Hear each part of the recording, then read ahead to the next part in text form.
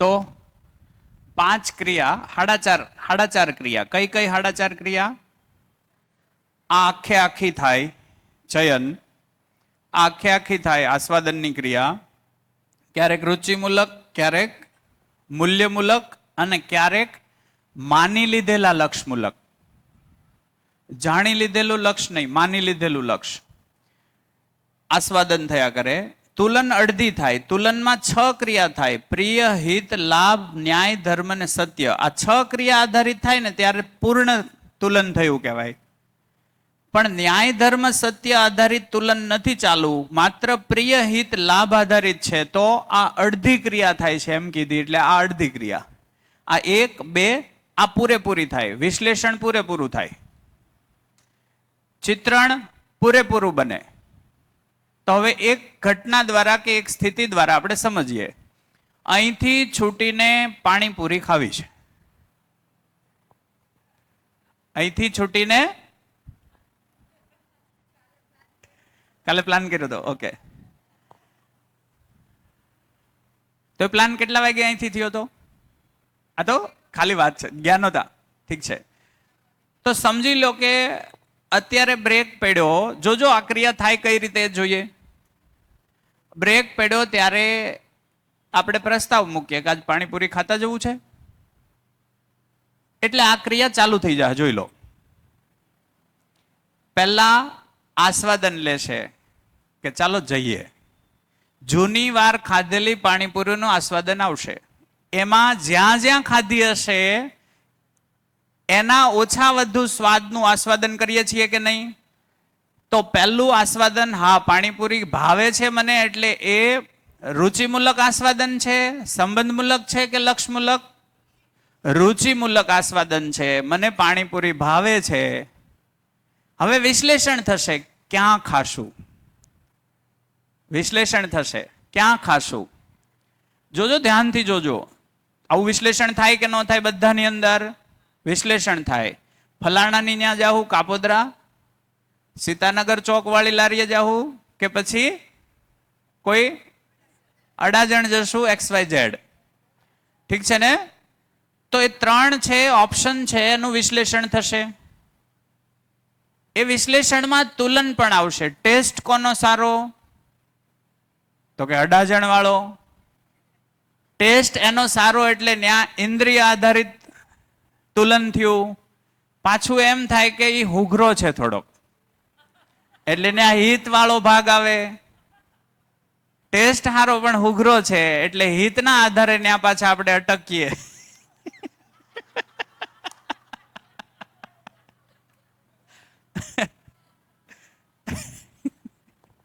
આવું થાય,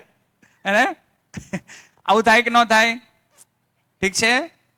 બીજું, ભાઈ હુઘરો છે પણ પાણીપુરી તો હારી, ઈ હુઘરો છે પાણીપુરી તો હારી છે, વગેરે વગેરે. એનું વિશ્લેષણ થાય. પાછું એમ થાય, આપણે રહીએ છીએ બોમ્બે માર્કેટ પાસે, જાસુ અડાજણ, પાણીપુરી 50 રૂપિયાની અને ખર્ચાઈ જાય બીજા 150. લાભ આધારિત તુલન થયું. આવું થાય કે ન થાય? આ એક ક્રિયાથી આપણે પર છીએ નહીં, આ અંદર થાય જ છે. ઠીક છે ને? આમાંથી વિશ્લેષણ થતા થતા બધાના ચિત્રણ બનશે કે નહીં? અડાજણ જાશું તો એનું ચિત્રણ બને, કે આ ગાડી લઈને આવી રીતે જશું, એક ગાડીમાં બધાને જવું કે અલગ અલગ લઈ જવી, પછી કઈ રીતે, એ બધું ચિત્રણ બનશે, વિશ્લેષણ આધારિત ચિત્રણ બનશે. તો અહીંયા બેઠા હશું ત્યારથી એનું આસ્વાદન ચાલુ થઈ જાય. ક્યારેક ક્યારેક ઘડિયાળમાં જોશું 6 ક્યારે વાગે, તો આસ્વાદન થઈ રહ્યું છે એ. હવે સમજી લો કે એ આસ્વાદન થઈ રહ્યું છે, એમાં કોઈ કામનો ટોપિક આવ્યો અને અહીંયા રસ એટલો લાગી ગયો તો ઓલું આસ્વાદન ભૂલાઈ જશે, અહીંનું કોઈ આસ્વાદન ચાલુ થઈ જશે.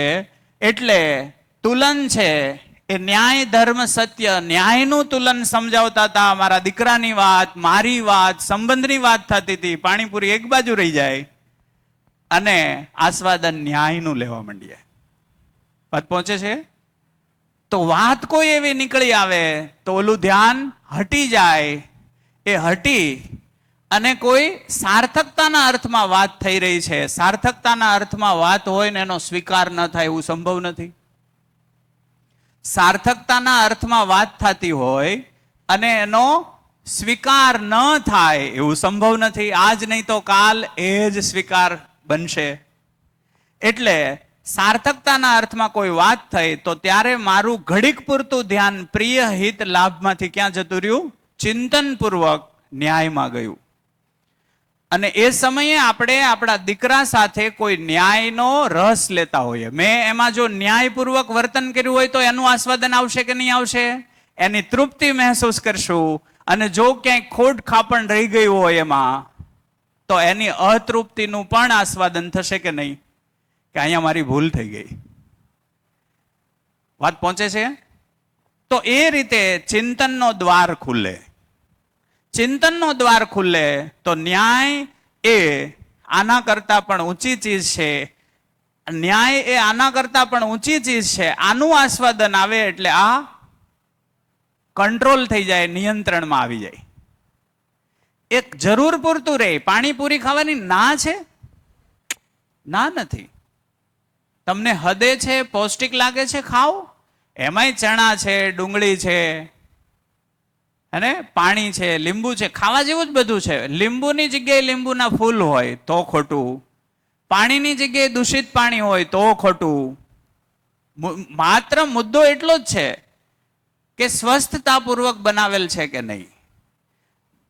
ટેસ્ટ આધારિત કોઈ બનાવે છે, ટેસ્ટ આધારિત કોઈ બનાવે છે, બધા ટેસ્ટના પાછળ દોડે છે, એટલે ટેસ્ટને બહેતર બનાવવા કોઈ કેમિકલ નખાઈ રહ્યું છે તો ખોટું.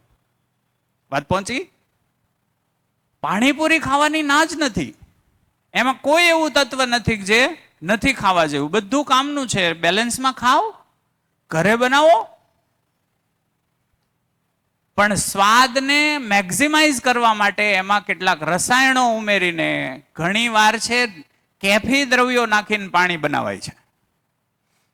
હા કે ના? પાનના ગલ્લા પર ચૂનામાં પણ ડ્રગ્સ નાખીને ચૂનો બનાવે છે, એટલે માણસ એનો એડિક્ટેડ થઈ જાય.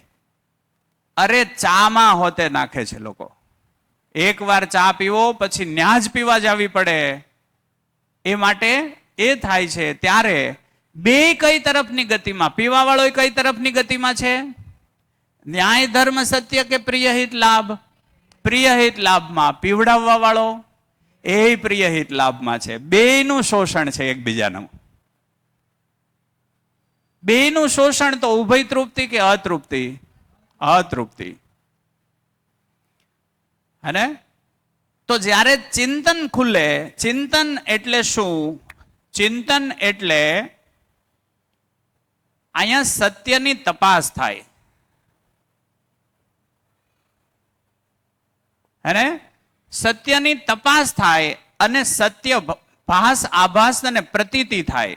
સત્યની પ્રતીતિ થાય એટલે સાચું શું છે એ ઓળખાય. સાચું શું છે એ ઓળખાય એટલે એનો સ્વીકાર બુદ્ધિ કરે. જો સાચું હશે તો બુદ્ધિમાં બોધ થાય. અહીંયા ચકાસવામાં આવે, સાક્ષાત્કાર થાય, સત્ય દેખાઈ જાય. સત્ય દેખાવાનો મતલબ છે કોઈ વસ્તુનું પૂર્ણ સત્ય ક્યારે દેખાય? હા, અહીંયા જ લઈએ. આ જે ભાગ છે, આ ભાગથી પ્રિય હિત લાભ વાળો ભાગને સંતોષ મળે. એમાં વસ્તુનું રૂપ અને વસ્તુના ગુણ આ બે પકડાઈ જાય. ઇન્દ્રિયોથી શું શું પકડાય? વસ્તુના રૂપ અને વસ્તુનો ગુણ. આને આપણે સમજી લઈએ. પહેલા ટમેટું, હું વારે વારે આનું ઉદાહરણ સારી રીતે દેતો હોઉં છું. ટમેટું હેના આધારે ઓળખાય? પહેલા કયાના આધારે ઓળખાય? હું મારા હાથમાં એક ભીંડાની શીંગ રાખું, એક ટમેટું રાખું, પછી કહું ટમેટું કયું છે, તો હેના આધારે ઓળખશો? આકારના આધારે, કલરના આધારે, સ્વરૂપના આધારે. એટલે પહેલું હું તમે જોયું, રૂપ કોણ જોવે? આંખ. ઠીક છે? આંખ બધું જ જોઈ જ શકે? તો હમણાં ખ્યાલ આવશે આંખ બધું ના જોઈ શકે. એટલે પહેલી વાર ભીંડો અને ટમેટું એમાં તમને ટમેટું છે ઓળખાઈ ગયું. એ કોને ઓળખ્યું? આંખે. આંખે કોને આપ્યું સંદેશો? જીવનને. એટલે જીવને છે પહેલેથી એની પાસે ઇમેજ ચિત્રણ છે ટમેટાનું, એટલે ત્યાં મેચિંગ થયું કે આ ટમેટું કહેવાય. વાત પકડાણી આટલી? હવે સમજી લો કે મારા બે હાથમાં ટમેટા છે, મારા બંને હાથમાં ટમેટા છે, અને હવે હું એમ કહું છું કે આમાંથી ટમેટું કયું છે? એક ઓરિજિનલ ટમેટું છે અને એક પ્લાસ્ટિકનું છે, પણ લાગે છે ઓરિજિનલ જેવું જ. તો આંખ પારખી શકશે? આંખ પારખી શકશે? આંખ નહીં પારખી શકે. એટલે તમે એમ કહેશો કે મારા હાથમાં મૂકો તો. એટલે પહેલા તમે હાથથી સ્પર્શથી જોશો. ચામડી પણ જોવે, આંખથી જ દેખાય એવું નથી, ચામડીને પણ દેખાય છે. વાત પકડાય છે? દેખાવાનો મતલબ સમજાવવું. સમજનારું કોણ છે? જીવન. જીવનને ઓલરેડી પહેલેથી ટમેટાનો સ્પર્શ અને પ્લાસ્ટિકના સ્પર્શનું થોડું મહેસૂસ થયેલું છે. ઠીક છે ને? તો ચામડીએ બંને ટમેટાને મહેસૂસ કરીને જોવાનો પ્રયત્ન કર્યો, પણ બે ટમેટા એક હરખા લાગે છે. તો હવે કાપીને જોશું અથવા ખાઈને જોશું. બટકું ભરશું ને કોણ ધ્યાનમાં આવશે? ટમેટાનો ગુણ પકડાશે. વાત પકડાય છે? કઈ રીતે? કોણ કહેશે? ટમેટાનો ગુણ પકડાણો. અહીંયા કોણ કહેશે? ગુણ એટલે ટમેટાની ક્રિયા. ટમેટું અને મારો જીભ સંપર્કમાં આવે એટલે કોઈ ક્રિયા થાય. એ ક્રિયાના આધારે મારું કામનું છે કે નકામું છે નક્કી થાય. ઉત્પાદક અથવા તો ઉપયોગિતાના આધારે નક્કી થાય. ગુણનો મતલબ થાય ક્રિયા. એની ક્રિયા ધ્યાનમાં આવે.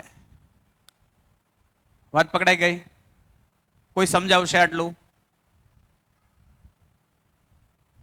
હું વાત થઈ એટલું સમજાવશે? હું એવું કહી રહ્યો છું કે જીવન ક્રિયામાં આટલા ભાગમાં માત્ર વસ્તુનું રૂપ અને ગુણ પકડાય. રૂપ ગુણ પકડવામાં શરીરમાં રહેલી જ્ઞાનેન્દ્રિયો મને હેલ્પ કરે છે, એટલે આ શરીર મારે જોઈએ છે. ઠીક છે ને? પણ આ બે વસ્તુ પકડાય એટલે આખી વસ્તુ પકડાઈ ગઈ? તો કે નહીં, હજી હું બાકી રહ્યું? સ્વભાવ અને ધર્મ. તો સ્વભાવ, વસ્તુનો સ્વભાવ અને વસ્તુનો ધર્મ. તો આ સ્વભાવ અને ધર્મ શું છે? એ ભાગ બોધમાં જ પકડાય, આમાં ન પકડાય ક્યારેય. ટમેટું છે એટલું આનાથી પકડાઈ જાય. આંખ, કાન, નાક, જીભ, ત્વચા, એનાથી ટમેટું છે એ પકડાઈ જાય. એ ખ્યાલ આવી જાય, એ સમજ આવી જાય. ટમેટું શું કામ છે? ચકાસો, ટમેટું શું કામ છે? હાજી? શરીરના પોષણ માટે. શરીરને પોષણ શું કામ આપવું છે? શું કામ ટકાવવું છે? સમજવા માટે. તો સમજવા માટે ટકાવીએ છીએ કે ભોગવવા માટે? ભોગ માટે ટકાવીએ. તો સાર્થક કે નિરર્થક? તો ટમેટું છે ખાઈને સાર્થક કામ કર્યું કે નિરર્થક?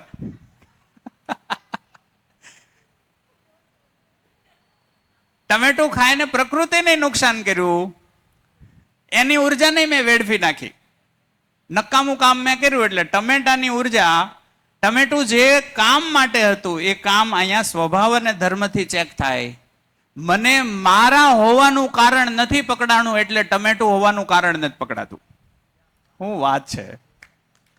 મને મારા હોવાનું કારણ નથી પકડાતું એટલે આ ધરતી શું કામ છે એ મને નથી પકડાતું. મારા હોવાનું કારણ મને નથી પકડાતું એટલે મારા બા શું કામ છે એ મને નથી પકડાતું.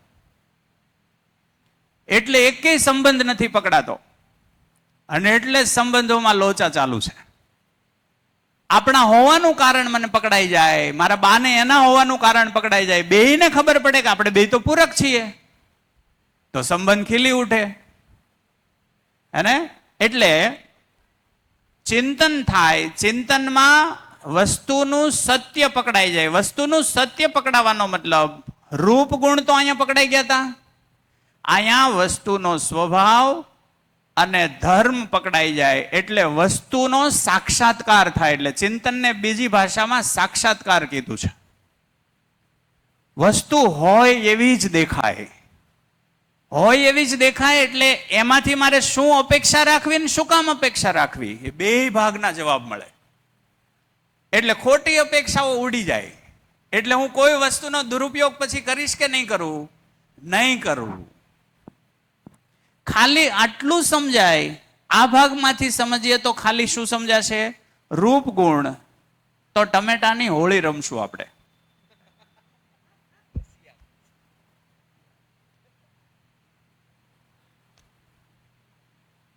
આટલું જ સમજાય તો કેક ને ખાશું ની ચોપડશું આપણે. વાત સમજાય છે?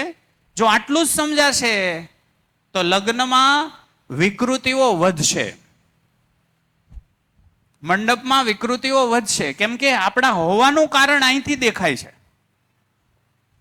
મંડપમાં વિકૃતિ વધી કે ઘટી? જોરથી બોલો. વધી. સેલિબ્રેશનમાં વિકૃતિ વધી કે ઘટી? સેલિબ્રેશન હિંસક થતા જાય છે કે એવું લાગે છે? હિંસક થતા જાય છે. સેલિબ્રેશન એટલે લેટ્સ ચિલ. એ ચિલમાં બીડી આવે તો હિંસક થયું કે અહિંસક? એ ચિલમાં દારૂ આવે તો હિંસક થયું કે અહિંસક? એ ચિલમાં ડ્રગ્સ આવે તો હિંસક થયું કે અહિંસક? એ ચિલમાં એકબીજાને પાટા બાંધીને ટીપી નાખવાનું આવે તો એ હિંસક થયું કે અહિંસક? કારણ કે આપણને આ શરીર હોવાનું કારણ સમજાણું નથી. એટલે આ શરીર સાથે આપણે જેમ ફાવે એમ વર્તીએ છીએ. તો શરીર હોવાનું કારણ અહીંથી સમજાય. સ્વભાવ અને ધર્મ આવે તો આ શરીર હોવાનું કારણ સમજાય. શરીર હોવાનું કારણ સમજાય. મધ્યસ્થ દર્શનમાં એ નાગરાજજીએ કીધું કે જીવન અને શરીર જ સહઅસ્તિત્વ છે. એ સમજાય એટલે આખું અસ્તિત્વમાં છે એ સમજાઈ જાય. મારા શરીર હોવાનું કારણ મને સમજાઈ જાય એટલે પશુ પક્ષીઓ સાથે હું જોડાયેલો છું. એ છે એટલે આ છે એટલે મને એનું સંરક્ષણ છે સ્થાપિત થાય, દેખાય કે એના હોવાથી હું છું. આ ધરતી ઉપર પાણીના હોવાથી હું છું. આ ધરતી ઉપર પહાડના હોવાથી હું છું. આ ધરતી ઉપર રણ જંગલના હોવાથી હું છું. એ મને સમજાય એટલે હવે સંરક્ષણ કરાવવું પડશે કે થઈ જશે? થઈ જશે. પણ એ સમજાય તો થાય, એને હોવાનું કારણ સમજાય તો એ સાક્ષાત્કાર થાય. સાક્ષાત્કારનો સ્વીકાર, સ્વીકારને કીધો બોધ. અને જે સત્ય દેખાઈ ગયું, સત્યનો સ્વીકાર થાય એટલે અહીંયા બોધ થાય. પછી બોધ આધારિત સંકલ્પ થાય. હવે તો હું જીવીશ કઈ રીતે? તો જે બોધ થયો એના આધારે જ જીવીશ. તો હવે મારા ચિત્રણ માન્યતા આધારિત હશે કે સચ્ચાઈ આધારિત? સચ્ચાઈ આધારિત. જેમ જેમ મને બોધ વધતો જાય, એક એક વસ્તુનો મને બોધ થતો જાય, એક એક વસ્તુનો મને બોધ થતો જાય, એમ એમ મારામાં સત્યો ભરાતા જાય. એટલે અહીંયા નવી ક્રિયા એક ચાલુ થાય મારી અંદર, ઋતુંભરા. ઋતુંભરાનો અર્થ થાય સત્યથી ભરેલું. પહેલા એનાથી હું ભરાયેલો હતો? માન્યતાથી ભરાયેલો હતો. એ માન્યતા સાચી પણ હોઈ શકે અને ખોટી પણ હોઈ શકે. પણ હું ચિંતનપૂર્વક જ્યારે આગળ વધું ત્યારે મારામાં ન્યાય, ધર્મ, સત્યની સમજ આવે. ન્યાય શું છે તો અહીંયા કીધું. ધર્મ શું છે તો કે માણસ સુખધર્મી છે. માણસ સુખધર્મી છે. સુખ છીનવી લેવું એનો મતલબ એનો ધર્મ છીનવી લેવો. એ હિન્દુ હોય, મુસલમાન હોય, ખ્રિસ્તી હોય કે જે હોય તે, પણ બધાને છેની જરૂર છે? સુખની. એનું સુખ છીનવી લેવું એટલે એનો ધર્મ છીનવી લીધો. એને સુખ આપી દીધું એનો મતલબ એને ધર્મથી તૃપ્ત કરી દીધો. તો હું પણ ધર્મ સાથે છું, હું પણ સુખી થવાના ઈચ્છા સાથે છું. તો હું પણ સુખી થાવ અને બધાનું સુખ છે એ તરફની મારી યાત્રા ચાલુ થાય. તો એ ધર્મ પ્રગટે ત્યારે થાય. પછી સત્યનો બોધ થાય. એટલે પહેલા અવધારણા બોધ થાય, અવધારણા બને કે આ જ સાચું લાગે છે, પછી એને એ જીવીને જોવે, એમાં પરિણામ ફિક્સ આવે, સતત એનું એ પરિણામ આવતું જાય, એટલે બોધ છે એ અનુભવ બોધમાં ફેરવાય. અવધારણા બોધ શેમાં ફેરવાય? અનુભવ બોધમાં. એટલે આત્મા એ પરિણામનો આનંદ લે, એટલે અહીંયા કીધું અનુભવ થાય. અનુભવ માત્ર ને માત્ર સત્ય ના હોય, કૃત્રિમ વસ્તુના અનુભવ ના હોય. મને ફેક્ટરી ચલાવવાનો અનુભવ છે, એને અનુભવને કઈ લેવા દેવા જ નથી. એક ફેક્ટરી ચલાવતા આવડી જાય એટલે બધી આવડી જાય એવું હોય? એનો મતલબ શું થયો? એક જગ્યાએ સાચો પડ્યો, બીજી ફેક્ટરીમાં ખોટો પડી શકું. અનુભવ એવી વસ્તુ છે કે જિંદગી ચલાવતા આવડી જાય ને એમાં હું કોઈ દી ખોટો જ ન પડું. જિંદગી ચલાવતા આવડી જાય ને એમાં હું કદી ખોટો ન પડું, એ ભાગ છે અનુભવનો છે. એટલે આત્મામાં અનુભવ થાય, એ અનુભવ છે એના પ્રમાણ મને ધીમે ધીમે પરિણામ સ્વરૂપે, આપણે કીધું હતું ને ફળ, હે ને, મહેનત અને ફળ, તો એ ફળ પરિણામ સ્વરૂપે મળતા જાય, એટલે મારામાં પ્રમાણો આવતા જાય, એટલે પ્રમાણિકતા. એટલે હું પ્રમાણોથી ભરાઈ જાઉં, સાબિતીઓથી ભરાઈ જાઉં. એટલે તમે જોજો, એ નાગરાજજી કોઈ વાત કરે ને તો એમનો કંઈક તમે આમ કરો, આમ જ હોય, કરવું હોય તો કરો, ન કરો તો કાંઈ નહીં, કરવું તો આ જ પડશે. મેં પ્રમાણિત થઈને જોઈ લીધું છે, તમારે જોવાનું બાકી છે, તમે પહોંચવાનું ન્યા જ છે, હે ને. એટલે આ જે ક્રમ છે પ્રમાણિકતા, તો એ પ્રમાણોથી ભરાઈ જાય, એટલે અહીંયા પ્રમાણ મળે. અહીંયા એક ક્રિયા નવી ચાલુ થાય, પ્રમાણ. ઠીક છે ને. હવે જ્યારે સત્યથી ભરાઈ ગયેલો વ્યક્તિ હોય, અનુભવ સંપન્ન વ્યક્તિ હોય, પ્રમાણિકતાથી ભરેલો વ્યક્તિ હોય, એના સંકલ્પો બને. એ સંકલ્પો હંમેશા પ્રિયહિત લાભ આધારિત હશે કે ન્યાય ધર્મ સત્ય આધારિત?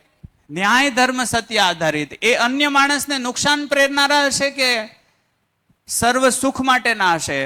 સર્વ સુખ માટેના હશે. તો એ સંકલ્પ આધારિત ચિત્રણ બનશે. એ ચિત્રણ આધારિત વિશ્લેષણ, એના આધારિત ચયન ને એના આધારિત શરીરમાં કાર્ય વ્યવહાર થાય, એ આચરણમાં આવશે.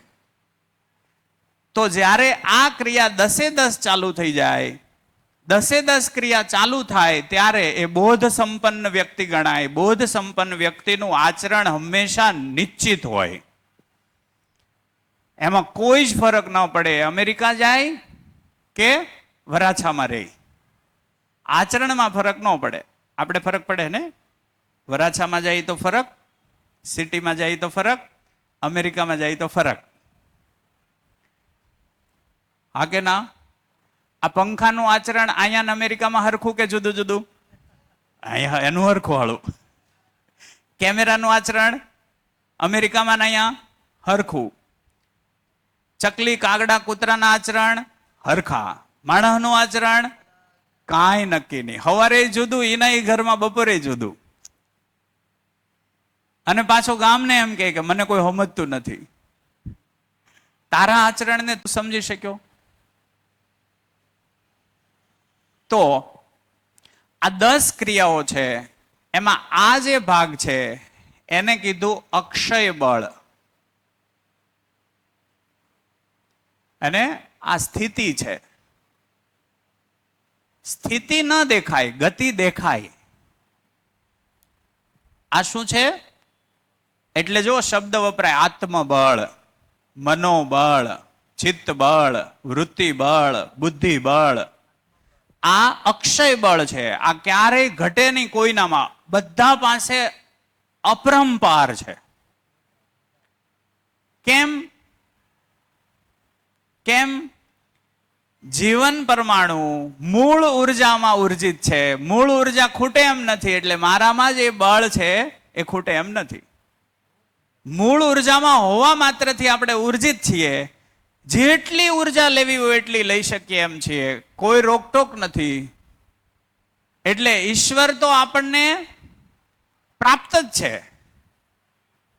હું ઈશ્વરની બહાર નથી જઈએ કોઈ એમ. ઈશ્વર મારી અંદર છે, બહાર છે, બધી જ છે. હું એને છોડી શકું એમ નથી, એ મને છોડતો નથી.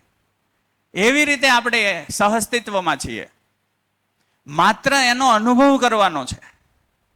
એ અનુભવ આ ક્રિયાઓ દ્વારા છે એ થઈ શકે. તો આને કીધું સ્થિતિ. અક્ષય બળ છે, એટલે કે આ બધા બળ છે. આ દેખાય, ઈચ્છા દેખાય, ચિત્ત દેખાય તો કે નહીં, ઈચ્છા દેખાય. હા, ઈચ્છા આપણને દેખાય કે મારી ઈચ્છા છે એમ. દેખાવાનો મતલબ સમજાવો. આપણી અંદર ઈચ્છાઓ છે કે નથી? તો છે, એનો મતલબ આપણને દેખાય છે. વિચાર દેખાય કે ન દેખાય? દેખાવાનો મતલબ આંખથી દેખાય? આંખથી નહીં, આપણી જ અંદર વિચાર ચાલે છે એ આપણને દેખાય. તો આ થઈ ગઈ શક્તિ, અક્ષય શક્તિ. આને કીધી ગતિ. હે ને? સાદી ભાષામાં કહીએ તો આ કહેવાય હાલ, આ કહેવાય ચાલ. એટલે આપણે નથી કહેતા કેમ હાલચાલ, હાલચાલ કેમ છે? હાલચાલનો મતલબ આત્મા, બુદ્ધિ, ચિત્ત, વૃત્તિ, મન કેમ છે અને એની ગતિ કેવી ચાલે છે.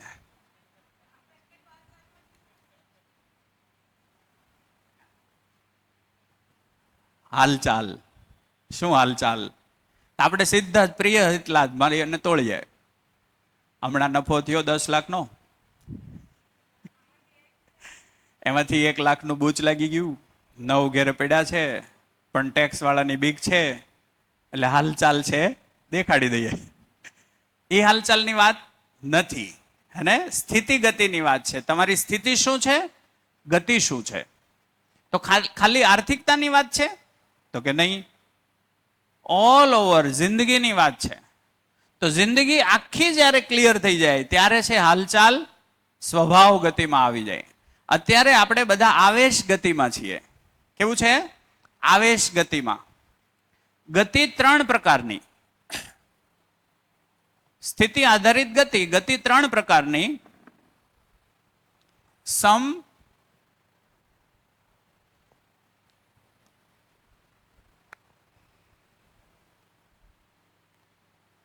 વિષમ. એને વધારે આપણે જરાક સમજાવીએ.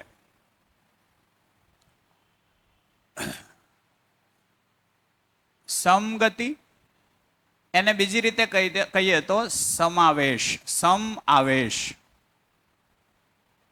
ઠીક છે? બીજો એક ભાગ છે. આ જે વાત થઈ રહી છે ને, અસ્તિત્વના દરેક એકમમાં તમે નોંધી શકશો. પંખામાં, કુલરમાં, ગાડલામાં, પરમાણુમાં, ભેંસમાં, ગાયમાં, જનકના શરીરમાં, જનકના જીવનમાં, બધી આ ગતિઓને તમે નોંધી શકશો. ગતિ કઈ છે? સમગતિ એટલે કે સમ આવેશ. બીજી છે સ્વભાવ ગતિ એટલે મધ્યસ્થ ગતિ, સ્વભાવ ગતિ, અથવા તો એને કીધી મધ્યસ્થ ગતિ. અને ત્રીજી છે વિષમ આવેશ, વિષમ ગતિ અથવા તો વિષમ આવેશ. ત્રણેય ગતિ બધી જ હોય. ઠીક છે? એને સમજીએ તો મારા ભાવ અને વિચાર નિરંતર સ્થિર હોય તો એ ગતિ કઈ થઈ? સ્વભાવ ગતિ. મારા ભાવ અને વિચાર નિરંતર સ્થિર હોય એ ગતિ કઈ થઈ? આ કોની વાત છે? જીવનની. ભાવ અને વિચાર ક્યાં હોય? શરીરમાં કે જીવનમાં? જીવનમાં. તો જીવનમાં મારા જીવનની ગતિ છે એની વાત થઈ રહી છે. એ કેવી હોય? સ્વભાવ ગતિ ક્યારે કહેવાય? એ ભાવ અને વિચાર સ્થિર હોય.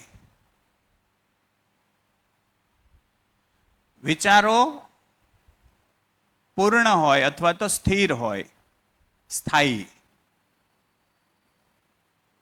ઠીક છે ને? આ ગતિમાં જ જાજુ ટકી શકવું સંભવ છે. આ ગતિમાં જ જાજુ ટકી શકવું સંભવ છે. બીજી એક ગતિ છે વિષમ આવેશ. એટલે કે ઘણી વાર છે હું કેવું કરું કે ખુશી માટે હું કંઈક પાર્ટી કરું. એ કઈ ગતિ થાય? સમ આવેશ. એટલે હું ખુશી માટે પાર્ટી કરું, અતિશય ખુશ થઈ જાઓ. આના માટે અહીંયા ખર્ચ થશે કે નહીં થાય? ખર્ચ થશે કે નહીં થાય? શરીરનો હ્રાસ થશે કે શરીરની શક્તિનો સંચય થશે? શરીરનો હ્રાસ થશે. હ્રાસનો મતલબ શરીરની શક્તિ વેડફાશે, એટલે શરીર સાથે શરીરનો હ્રાસ થશે. હેને? એટલે સતત આ ગતિ થઈ શકે? સતત આ ગતિમાં રહી શકાય નહીં. તો હું પાર્ટી કરું, પાર્ટી કરીને પાછો હું લો ફીલ કરવા માંડું બીજે ત્રીજે દી. એટલે પાછો એમાં આવી જાઉં, ન ગમે એવી સ્થિતિમાં હું પાછો આવી જાઉં. વળી પાછો હું કંઈક પ્રયત્ન કરું, એકાદ ફ્રેન્ડ સાથે કંઈક મૂવી જોવાનું વિચારું. એમ કરીને હું ક્યાં જાઉં? મૂવી જોવાનું કરું. એમાંય તે મારા ખર્ચો થશે, એટલે નાણું જશે. એમાંથી કંઈક હું એવું લઈને આવ્યો કે હીરો છે વિમલ ખાતો તો, એટલે મને એમાંથી ખાવાનું મન થયું, તો એ મેં ચાલુ કર્યું. તો એ વિમલમાં મજા આવી. ધીમે ધીમે ખબર પડી કે વિમલથી કેન્સર થાય, તો બીક લાગવા માંડી. બીક એ શું છે? વિષમ આવેશ છે. એટલે પાછો હું ડરમાં આવ્યો. વળી એકાદો કોર્સ કર્યો કે ભાઈ વિમલથી કેન્સર ન થાય તું ડરમાં, તો વળી પાછો છે એકાદો કોર્સ કરીએ. ખ્યાલ આવે છે ને? વળી છે યોગા બોગા કરીને નક્કી કરે કે હવે આનાથી ન થાય. ત્યાં વળી કોઈક રીલ જોઈ જાય કે અતિશય યોગા છે એનાથી પાછું શરીરના સ્નાયુ તૂટી જાય. આવી બધી રીલ છે ને. આમ યોગા નહીં કરવાના, ઘણા કે બેઠા બેઠા પાણી પીવાનું, ઘણા કે ઘૂંટણભર પાણી પીવાનું, ઘણા કે પાણી ચાવીને પીવાનું. મને જ ખબર નથી કે મારી સ્વભાવ ગતિ શું છે. હું માન્યતા આધારિત ચાલુ છું. મને કોઈ ચિંતન નથી, મને કોઈ બોધ નથી, મને કોઈ અનુભવ નથી. બસ હું એક કઠપુતળી છું. રીલ્સ જોઉં એમાંથી હું પ્રભાવિત થઈ જાઉં છું. કોઈ મને વાત કરે એનાથી હું પ્રભાવિત થઈ જાઉં છું. મારો કોઈ મારા ઉપર અધિકાર જ નથી, કેમ કે મેં મારામાં ખેડાણ જ નથી કર્યું. મારું કોઈ અંગત ખેડાણ જ નથી. મારો કોઈ મારા શરીર સાથે પ્રયોગ નથી, કોઈ ચિંતન નથી, કાંઈ જ નથી. એટલે આપણી આ ગતિ છે. આ સ્થિતિમાં આપણે છીએ. ટકી રહેવું છે આ સ્થિતિમાં. મધ્યસ્થ દર્શન નું નામ જ મધ્યસ્થ એટલે છે મધ્યસ્થ થઈ જવું. અને તો મધ્યસ્થ કોણ છે? જીવનમાં મધ્યસ્થ કોણ છે? આત્મા. તો આત્મામય બની જવું એ આ 10 ક્રિયા વગર થાય નહીં. અહીંયા સુધી ન પહોંચીએ ત્યાં સુધી તમારે સંગીતનો સહારો લેવો પડે, ગીતોનો સહારો લેવો પડે, ડાન્સનો સહારો લેવો પડે. એ ફરજિયાત છે. હેને? અને એના એ ડાન્સ વિકૃત થાય પછી પાછા આપણે જ છે વખોડીએ કે આ ખોટું થઈ રહ્યું છે, સમાજ ગેરમાર્ગે જઈ રહ્યો છે. વાળી જ કોણ ગયું તું એ બાજુ? ઢોલથી ચાલુ કોણે કર્યું તું? આજે સમજી લો કે ડીજે લઈને છોકરા નીકળે અને ચોથા માળે બધું ખખડવા માંડે. આપણે તો એમ કહીએ કે આ ખોટું છે. ચાલુ ક્યાંથી થયું તું? ઢોલથી. લગ્ન તે દી નહોતા સમજાણા, લગ્ન આજે નથી સમજાણા. એટલે લગ્ન તો એક બાજુ છે, આ આવેશ સંતોષવાની ક્રિયાઓ છે. અને હમણાં પેલું એક નહોતો વિડીયો આવ્યો, એક ગોર છે ખીજાઈ ગયા, થાળીનો ઘા કર્યો છોકરા ઉપર. શું હતું એ બધું? આમાંથી કઈ ગતિ હોય? આવેશિત ગતિ. કોઈ વિષમ ગતિ. હાનિકારક હોય તો વિષમ ગતિ, સર્જનાત્મકતાના આધારે સમગતિ. તો સામાન્ય રીતે કોઈ સર્જનના અર્થમાં સમગતિનો અર્થ શું થાય? સમગતિનો અર્થ થાય સર્જનના અર્થમાં શ્રમ. સર્જનના અર્થમાં શ્રમ. જે સ્થિતિમાં હું છું એનાથી ઉપરની સ્થિતિમાં પહોંચવા ન્યા મધ્યસ્થ થઈ જાઉં, અથવા તો ન્યા સ્થિર થઈ જાઉં. સુખના એક ભાગમાં છું હું. સુખના એક ભાગમાં છું હું. ઠીક છે? એનાથી વધુ સુખ તરફની ગતિ તો વધારે સમજવું પડશે. તો એ સમજવા માટે હું ટ્રાવેલિંગ કરું, એ સમજવા માટે હું કોઈ જગ્યાએ જાઉં, સમજવા માટે હું મારી શક્તિ લગાવું. એ શું છે? ન્યા શક્તિ વપરાય છે. હું અહીંયા બોલી રહ્યો છું તો એમાં મારી સમગતિ છે. ઠીક છે ને? પણ એનાથી જે હું સમજ મેળવતો જઈશ, એના આધારે હું જતો ક્યાં રહીશ? ધીમે ધીમે મધ્યસ્થ ગતિમાં, હું સ્થિરતા તરફ જવાના પ્રયત્નમાં છું. તો સર્જનના અર્થમાં સમગતિ છે. સર્જન થઈ જાય પછી ટકી રહે. આને શરીરના આધારે જોઈએ, આને શરીરના આધારે જોઈએ. તો શરીરના આધારે જો જોઈએ તો બાળક જન્મે ત્યારે એમાં કઈ ગતિ હોય? શરીર સમગતિ હોય. વાત પકડાય છે? એટલે 1 વર્ષનું બાળક, 2 વર્ષનું બાળક, એમ જેમ જેમ એ વિકાસ થાય એમ એના અંદર ઓર્ગન બધા ડેવલપ થતા હોય, બધા કોષો વધતા હોય. એક સમયે 15-1 વર્ષનું થઈ જાય, 15-20 વર્ષનું થઈ જાય એટલે એનું શરીર મધ્યસ્થ ગતિમાં આવી જાય. શરીર બનવું, શરીર ટકી રહેવું, શરીરનો નાશ થવો. શરીર બનવું એ કઈ ગતિ છે? સમગતિ. એ કેટલી હોય? ટૂંકી હોય કે ખૂબ લાંબી હોય? મધ્યસ્થ કરતા હંમેશા સમ અને વિષમ નાની હોય. વાત પકડાય છે? કેટલા વર્ષ? 15-1 વર્ષ. ત્યાં સુધીમાં એનો વિકાસ એક સીમાએ પહોંચી જાય. પછી એ જળવાઈ રહી 55-60 સુધી. 60 એક ક્ષીણ થાય, કોઈનું 70 એક ક્ષીણ થાય. ઓછો હ્રાસ કર્યો હોય તો 80 સુધી ટમેટા જેવા રહી. ઠીક છે ને?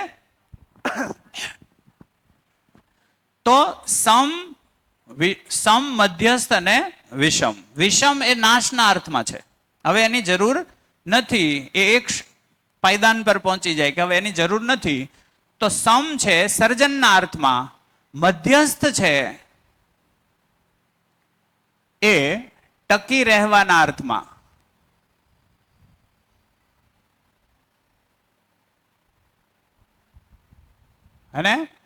અને વિષમ છે એ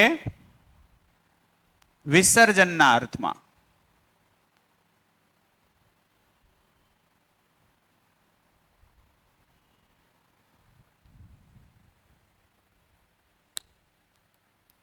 આજે આપણા શરીર ઉપર વધારે મધ્યસ્થ ગતિ છે કે સમવિષમ?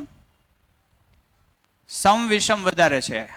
30 વાળો ટેન્શનમાં, 30 વર્ષનો ટેન્શનમાં, 50 વર્ષનો ટેન્શનમાં. ટેન્શનમાં હોય એનું બોડી સ્વભાવ ગતિમાં હોય કે આવેશ ગતિમાં? આવેશ ગતિમાં હોય. આવેશ ગતિ એ એક લેવલ સુધી સર્જનના અર્થમાં કામની છે, પણ સતત એ ગતિ કામની નથી. વાત પહોંચે છે ને? તો પરમાણુમાં આ જોવા મળશે. વનસ્પતિ ઉગવું, વનસ્પતિનું ઉગવું એ કઈ ગતિ? સમગતિ. વનસ્પતિનું ટકી રહેવું, એક આંબો ઉગી કેટલા વર્ષ ટકી રહે? એને ઉગતા કેટલો વાર લાગે? 2 વર્ષ, 3 વર્ષ. 3 વર્ષે ફળ આપવા માંડે. પછી કેટલા વર્ષ સુધી ફળ આપે? 10 વર્ષ, 20 વર્ષ સુધી. 10, 15, 20 વર્ષ સુધી. તો એ સમયગાળો મધ્યસ્થ છે, ટકી રહેવું. આમાં જ મારી ઉપયોગિતા છે. આ સ્થિતિ જ દરેક એકમની ઉપયોગિતા આ સ્થિતિમાં સંભવ છે. આમાં હું બીજાને નુકસાન પહોંચાડી શકું, આમાં હું બીજાને નુકસાન પહોંચાડી શકું. આ વાત પકડાય છે? મારો આવેશ એ બીજા માટે નુકસાનકારક બની શકે. ઠીક છે ને? તો સમ, વિષમ અને મધ્યસ્થ. તો અહીંયા ફરીથી વાત કરીએ તો અહીંયા જે આ તરફની ગતિ છે સમ છે, અનુભવ સુધી પહોંચ્યા પછી એ મધ્યસ્થ થઈ જાય. જે વાત સમજાઈ જશે એ વાતમાં મારી પાસે જીવવાનું પ્રમાણ પણ આવી જશે. પછી હું અધિકાર સાથે કહી શકીશ કે જીવન આ જ રીતે જીવાય, આ રીતે નહીં જીવો તો દુઃખી થશો. અધિકાર સાથે આપણે કહી શકીએ, કેમ કે મેં અનુભવ કરીને જોઈ લીધું. અહીંયા અનુભવ વસ્તુનો એટલે કે ચીજ વસ્તુના અનુભવની વાત છે નહીં. બધું જ આવી ગયું. કુદરત સાથે કેમ જીવાય, મારી સાથે કેમ જીવાય, સંબંધોમાં કેમ જીવાય, વસ્તુઓ સાથે કઈ રીતે જીવાય, બધી બાબતોનો અનુભવ છે એ અહીંયા બને. તો એ રીતે અનુભવ સંપન્ન થાય. સામાન્ય રીતે આ જે ઘટના છે, આ 5 ક્રિયા છે એ અનુભવ ગામી છે, અનુભવ મૂલક છે. અને અનુભવ મૂલક આ જે ક્રિયા છે આ રીતની એ અનુભવ મૂલક છે. આ ક્રિયા છે અનુભવ ગામી છે. એકવાર અનુભવ થઈ ગયા પછી ગતિ ફિક્સ છે. એટલે પ્રમાણિકતા એટલે પ્રમાણ બન્યા પછી સંકલ્પ 6% લોકહિતનો જ બને, લોકહિતનું જ ચિત્રણ બને. લોકહિત અને સમગ્ર ધરતી છે, સાર્વભૌમ વ્યવસ્થા કીધી. ખાલી ભારત પૂરતી વ્યવસ્થાની વાત નથી, આખી ધરતીની વ્યવસ્થાની વાત છે. એટલે સાર્વભૌમ વ્યવસ્થા. તો ચિત્રણ સાર્વભૌમ વ્યવસ્થાનું બને, વિશ્લેષણ સાર્વભૌમ વ્યવસ્થાના અર્થમાં જ થાય, અને મારું કાર્ય અથવા તો આચરણ એ પણ સાર્વભૌમ વ્યવસ્થાના અર્થમાં જ થાય. એટલે આ ગતિ જે કીધી એને કીધું અનુભવ ગામી. હે? તો આ 10 ક્રિયા મારા અંદર કે તમારી અંદર ચાલુ થાય, 10 ક્રિયા ચાલુ થઈ જાય એટલે એ વ્યક્તિ બોધ પામી જાય, બોધ થવા માંડે. એને પહેલા કયો કીધો? અવધારણા બોધ. હે ને? અને પછી ફાઇનલ થઈ જાય એટલે અનુભવ બોધ. ઠીક છે? હવે જ્યારે અનુભવ થઈ જાય ત્યારે ક્રિયા શરીરથી ઉપર તરફ જાય કે આત્માથી શરીર તરફ આવશે? આત્માથી શરીર તરફ આવશે. એટલે આત્મા છે એના દાયરામાં જ બુદ્ધિ કામ કરશે, બુદ્ધિના દાયરામાં જ ચિત્ત કામ કરશે, ચિત્તના કંટ્રોલમાં જ વૃત્તિ કામ કરશે, વૃત્તિના કંટ્રોલમાં જ મન કામ કરશે, મનના કંટ્રોલમાં શરીર કામ કરશે. એટલે હાર્મની સર્જાશે. એ હાર્મની છે એમાં મન અને વૃત્તિનું તૃપ્તિ બિંદુ છે એ સુખ સ્વરૂપે ઝળકે. અને એ સુખ સ્વરૂપે ઝળકે, સુખ સ્વરૂપે અનુભવ થાય. ચિત્ત અને વૃત્તિ વચ્ચેની જે હાર્મની છે એના કારણે શાંતિનો અનુભવ થાય. બુદ્ધિ અને ચિત્ત વચ્ચેનું જે સંતુલન છે અથવા તો એમની જે એકમયતા છે, એકમયતા એટલે બુદ્ધિ કે એમ જ કરવાનું, બુદ્ધિ ક્યારેય ખોટું કહે જ નહીં. હે? બુદ્ધિ ક્યારેય ખોટું ન કહે.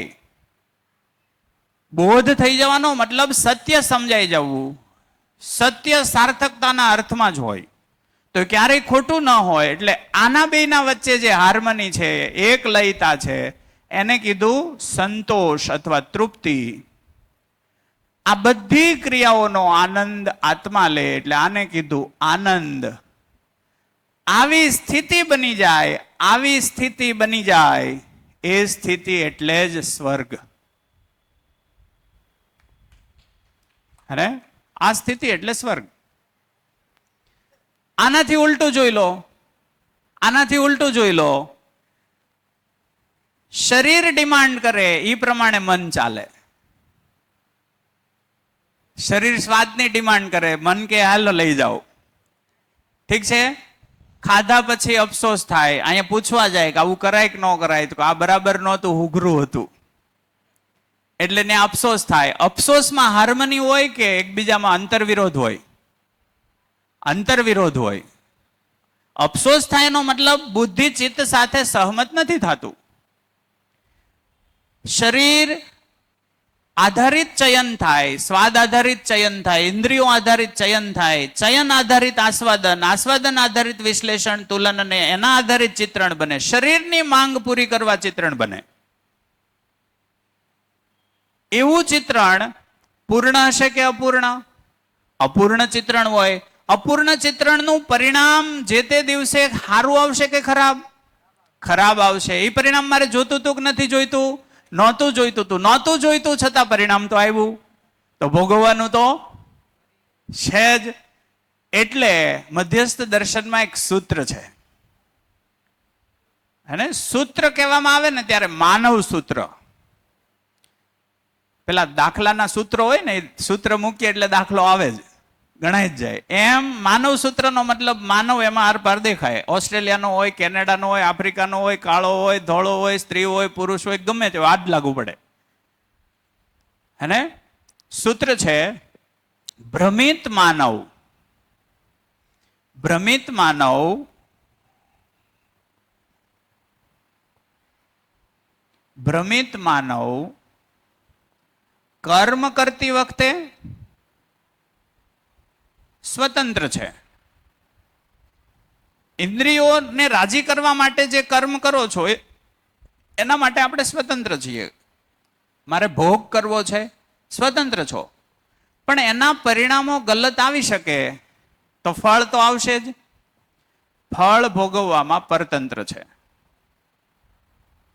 ફળ ભોગવતી વખતે ભોગવવામાં પરતંત્ર છે. ન્યા તમારું કે મારું હાલતું નથી. બરાબર છે? એની સામે બીજું સૂત્ર છે જાગૃત માનવ કર્મ કરતી વખતે પણ સ્વતંત્ર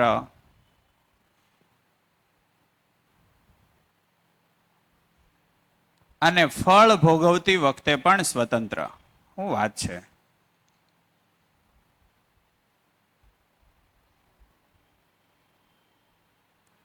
એવું કોઈ કામ કરશે જ નહીં. માઇક માઇક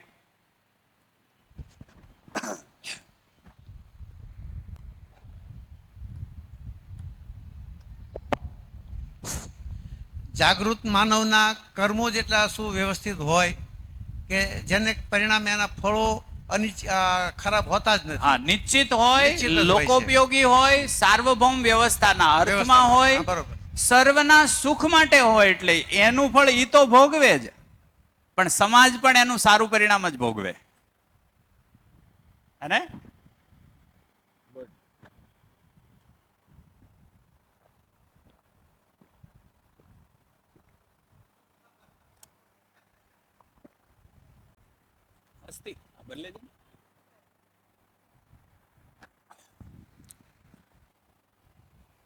કોઈ કઈ કેવું છે?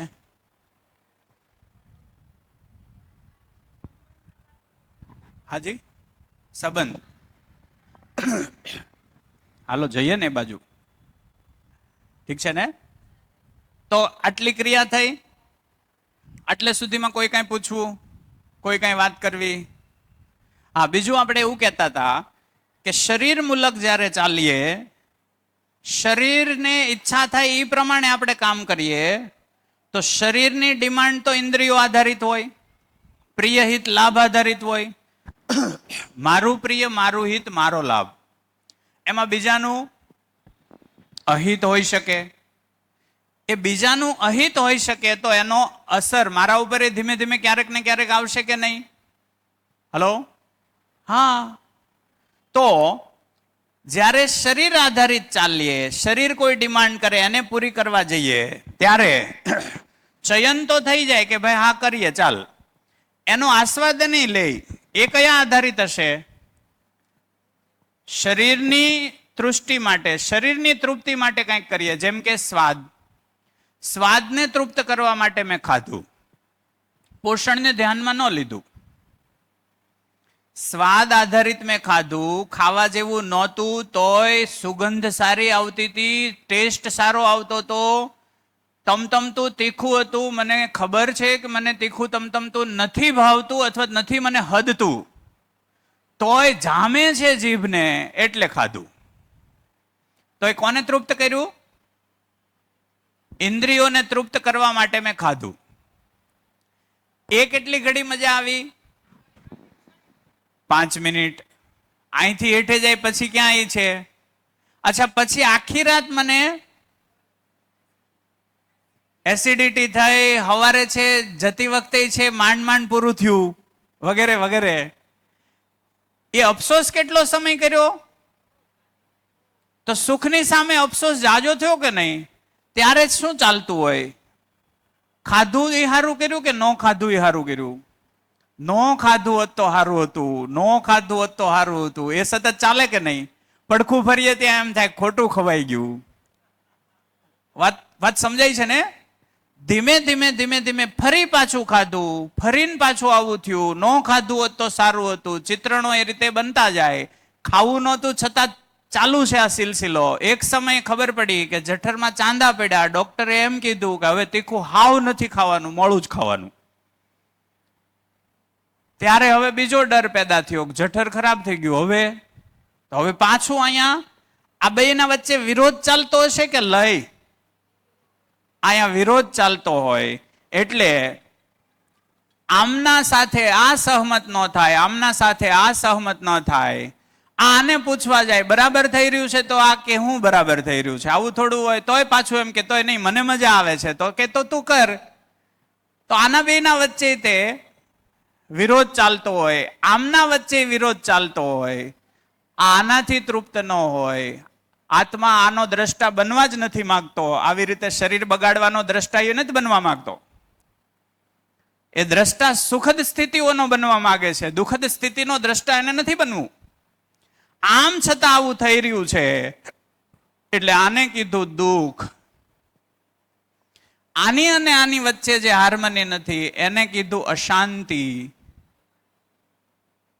આની અને આની વચ્ચે જે ઝઘડો ચાલે છે એને કીધું અતૃપ્તિ અથવા અસંતોષ.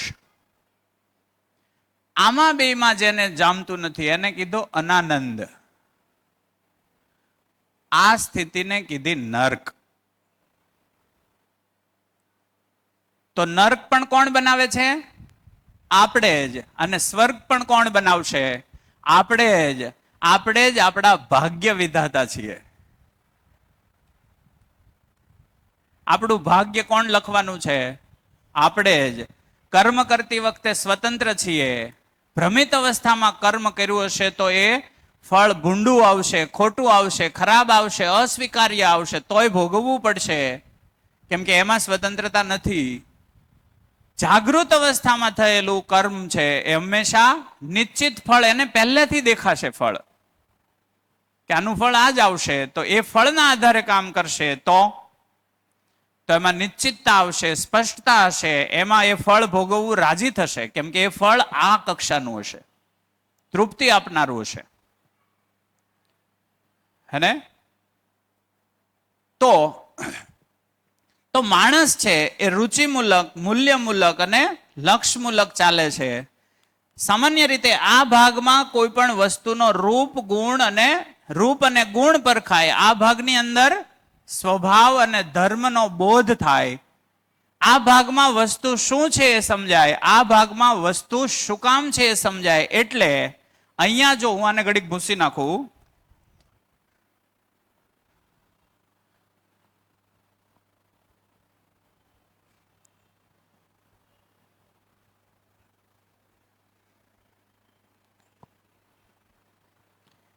એટલે માત્ર હાડાચાર ક્રિયામાં કોઈ કામ કરતું હોય, આ હાડાચાર ક્રિયા છે, હાડાચાર ક્રિયા છે, આ ઉપરની 5.5 ક્રિયા છે.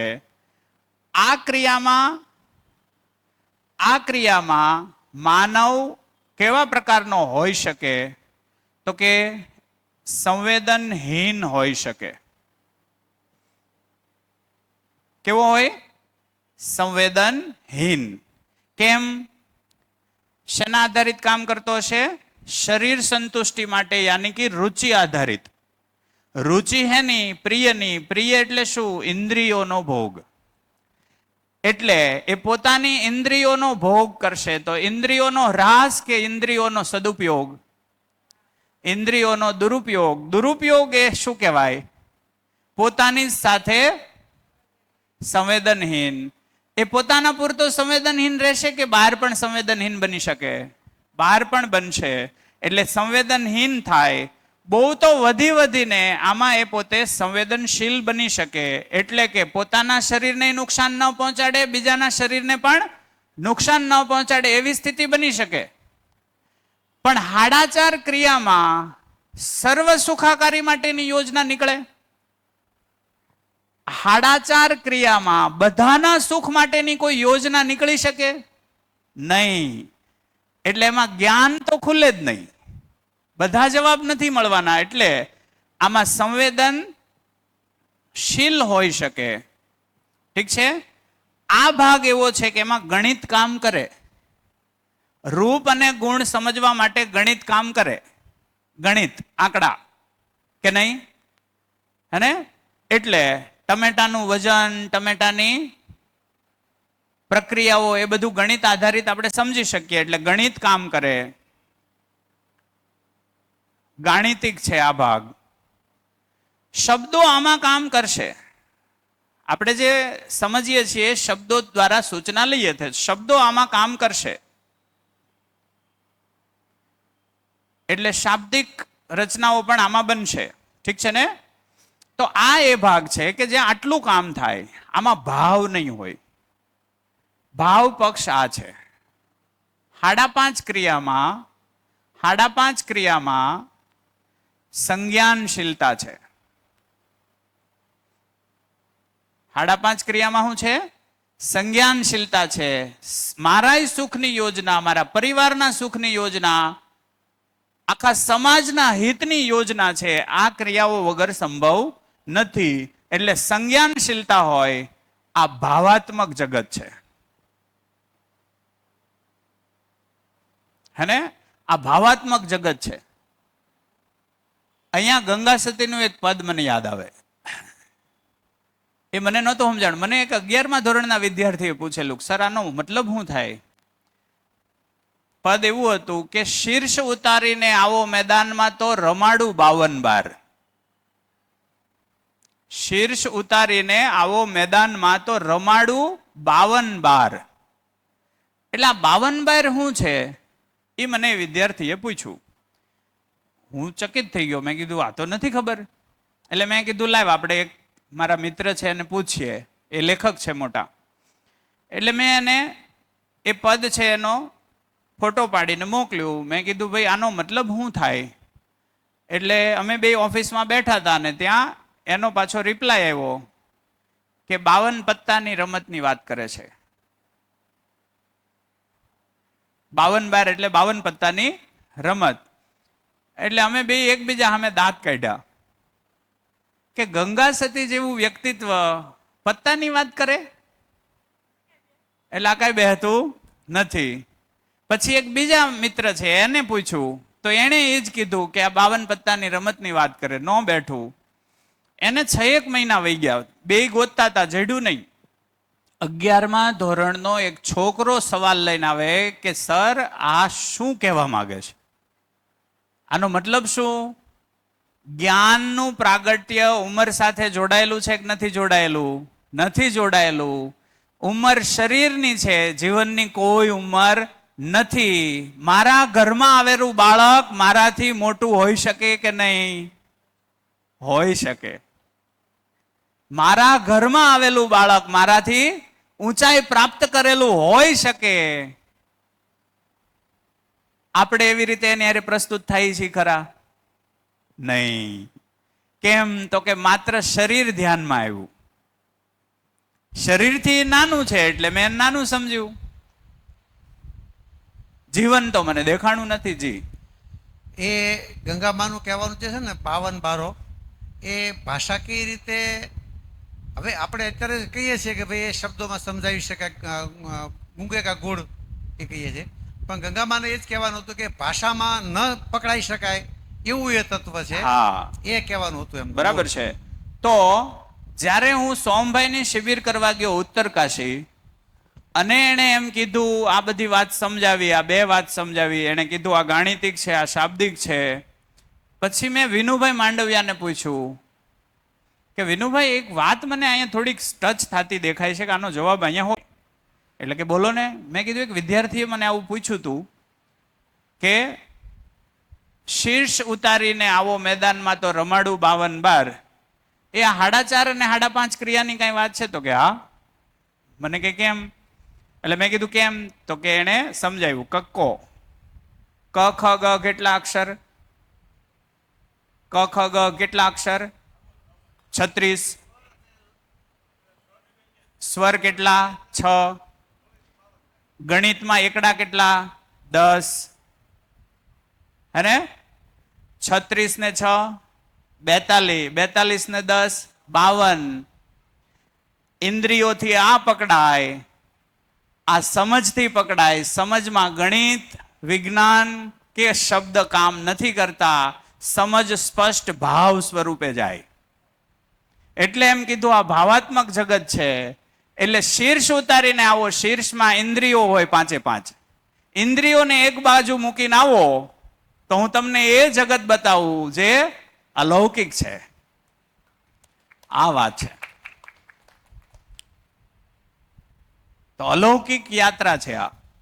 મધ્યસ્થ દર્શન આપણને અલૌકિક યાત્રામાં લઈ જાય છે. હા,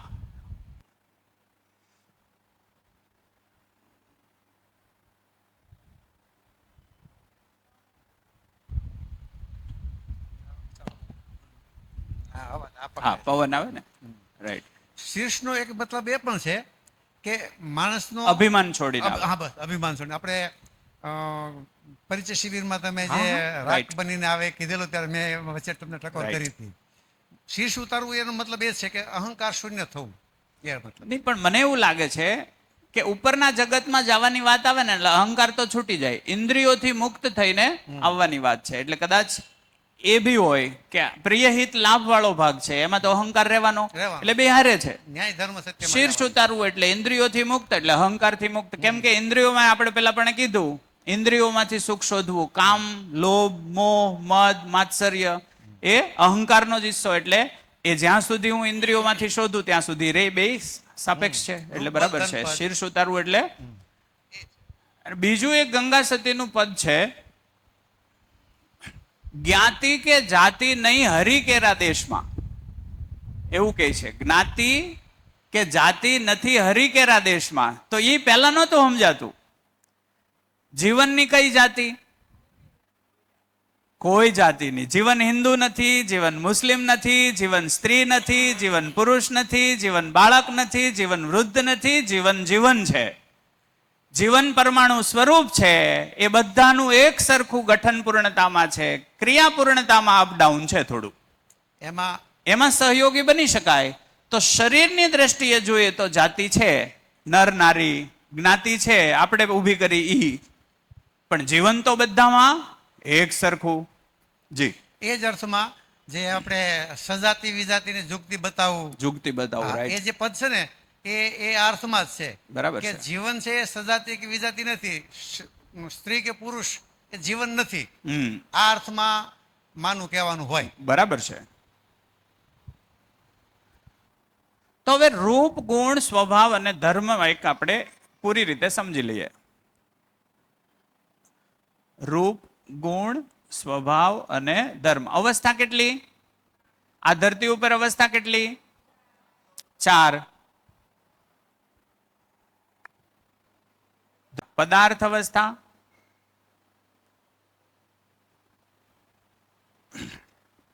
પ્રાણાવસ્થા. પ્રાણાવસ્થા એટલે કઈ? હાજી, વનસ્પતિઓ બધી. પદાર્થ અવસ્થામાં માટી, પાણી, ધાતુ, મણી વગેરે. પ્રાણાવસ્થામાં વનસ્પતિઓ. જીવાવસ્થામાં પશુ પક્ષી. અને જ્ઞાન અવસ્થામાં માનવ. ઠીક છે ને?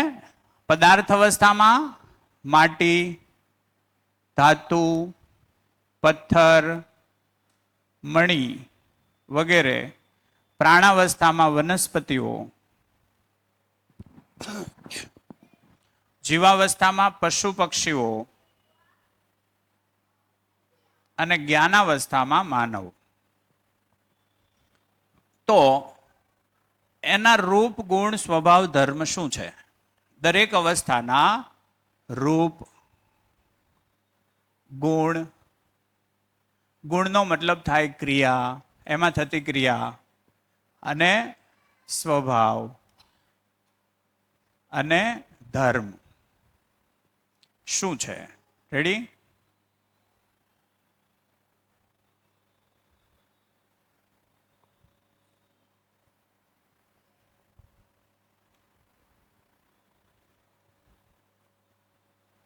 તો પદાર્થ અવસ્થાનું રૂપ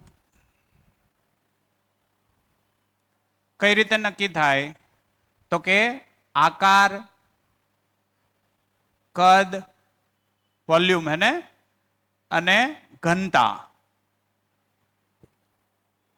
કોઈ પદાર્થનું કદ, આકાર અને ઘનતાના આધારે જ રૂપ નક્કી થાય કે નહીં? આ વાત પકડાય છે કે નહીં? આ પેન, આ બોર્ડ. આ બોર્ડ છે એ પેન છે. હું આને પેન કહું ને આને બોર્ડ કહું તો નહીં, કેમ કે બોર્ડનું ચોક્કસ કદ, આકાર અને ઘનતા છે. પેનની પણ કોઈ કદ, આકાર અને ઘનતા છે. એ રૂપના આધારે જ ઓળખાય છે. એટલે પદાર્થ બધા આ રીતે. પથ્થર કોને કહેશો? રેતીને કે પથ્થરને? તો પથ્થરની ઘનતા અને રેતીની ઘનતા હરખી હશે? કદ હરખા હશે? આકાર હરખા હશે? નહીં. તો એના આધારે એ ભેદ પડે. ઠીક છે ને? આકાર, કદ અને ઘનતાના આધારે પદાર્થનું રૂપ નક્કી થાય. પ્રાણાવસ્થાનું રૂપ કેવી રીતે નક્કી થાય? તો કે બીજાનું રૂપ છે એ બીજને અનુરૂપ. પ્રાણાવસ્થાનું રૂપ કોને આધારે થાય? બીજ અનુરૂપ. ચેણો, ચેણા. તો ચેણામાં ચેણાનો છોડ હોય એવું જ ને. સુષુપ્ત સ્વરૂપે એમાં એ છોડ હોય, વાવો એટલે એ ઉગે. એનું રૂપ પહેલેથી નક્કી છે કે નહીં? લીંબોળી વાવો તો લીમડો. બીજ ઓળખાઈ જાય એટલે હું ઉગશે એ ખબર પડી જાય. હા કે ના? એટલે ખબર પડી રૂપ છે એ પ્રાણાવસ્થામાં બીજાનું રૂપ છે, બીજને અનુરૂપ. ઠીક છે? બીજાનું રૂપ એટલે બીજને અનુરૂપ. બીજાનું એટલે આમ બીજાનું એમ નહીં સમજતા ને. હા, જીવાવસ્થામાં વંશાનું રૂપ, અથવા તો આપણે આને સંધિ છૂટી પાડીને જ લખીએ, વંશ અનુરૂપ. તો સિંહ કોને જન્મ આપશે? એમાં નિશ્ચિતતા છે કે અનિશ્ચિતતા? નિશ્ચિતતા. કૂતરું, કૂતરાને ચકલું, ચકલાને ફિક્સ છે, વંશ આધારિત એનું રૂપ છે. એટલે બે પશુ પ્રજનન કરશે તો શું આવશે એ ફિક્સ છે કે નહીં? તો આ ખબર પડી કે આ વંશ આધારિત એ પરંપરા છે. તો પરંપરાઓ હંમેશા અહીંયા આકાર, કદ, ઘનતાથી, અહીંયા બીજને અનુરૂપ પરંપરા, અહીંયા વંશને અનુરૂપ પરંપરા. જ્ઞાનાવસ્થામાં શરીર છે એ વંશ અનુરૂપ, પણ જીવન છે એ સંસ્કાર અનુરૂપ, સંસ્કારાનુષંગી. સંસ્કારાનુષંગી હે ને? તો જીવનનું સ્વરૂપ એના આધારે નક્કી થશે? સંસ્કારના આધારે. આ જીવન માનવ સ્વરૂપ છે કે અમાનવ સ્વરૂપ છે? બે જ ભાગ પડશે, માનવ સ્વરૂપ, અમાનવ સ્વરૂપ. ક્રોધ એ માનવનો સ્વભાવ છે એમ ઘણા વક્તાઓ કહે. એ અમાનવનો સ્વભાવ છે, માનવ સ્વભાવ નથી. હિંસા એ માનવનો સ્વભાવ છે એવું ઘણા કહે. હિંસા અમાનવીય કૃત્ય છે, માનવીય કૃત્ય નથી. માનવીય કૃત્ય તો દયા જ છે. માનવીય સ્વભાવ દયા છે. હે? તો જીવન સંસ્કાર આધારિત ચાલે. કુસંસ્કારને સંસ્કાર સ્વરૂપે ક્યારેય પ્રસ્થાપિત ન કરી શકાય. કુસંસ્કારની પરંપરા બનાવી શકાય નહીં. સંસ્કારની જ પરંપરા બને તો સંસ્કારને પહેલા તો ઓળખવા પડશે. સંસ્કારની વ્યાખ્યા આપણે આપેલી, સંસ્કારની પરિભાષા, પૂર્ણતાના અર્થમાં મારામાં થયેલી સ્વીકૃતિ, એને સંસ્કાર કીધા. મને પૂર્ણ બનાવી શકે એવું કોઈ મૂલ્ય, મને પૂર્ણ બનાવવામાં પ્રસ્તુત થતું હોય, વ્યક્ત થતું હોય એવું કોઈ મૂલ્ય છે, એ છે સંસ્કાર ગણાય. ઠીક છે ને? તો આ થઈ ગયા એના રૂપ. આખા જગતની અંદર ગુણમાં સમ, વિષમ અને મધ્યસ્થ. આ વાત તો હમણાં જ પકડી આપણે. પદાર્થમાં પણ સમ વિષમ મધ્યસ્થ આ જ ગુણ. સમ એટલે બનવું, વિષમ એટલે નાશ થવું, મધ્યસ્થ એટલે બની રહેવું.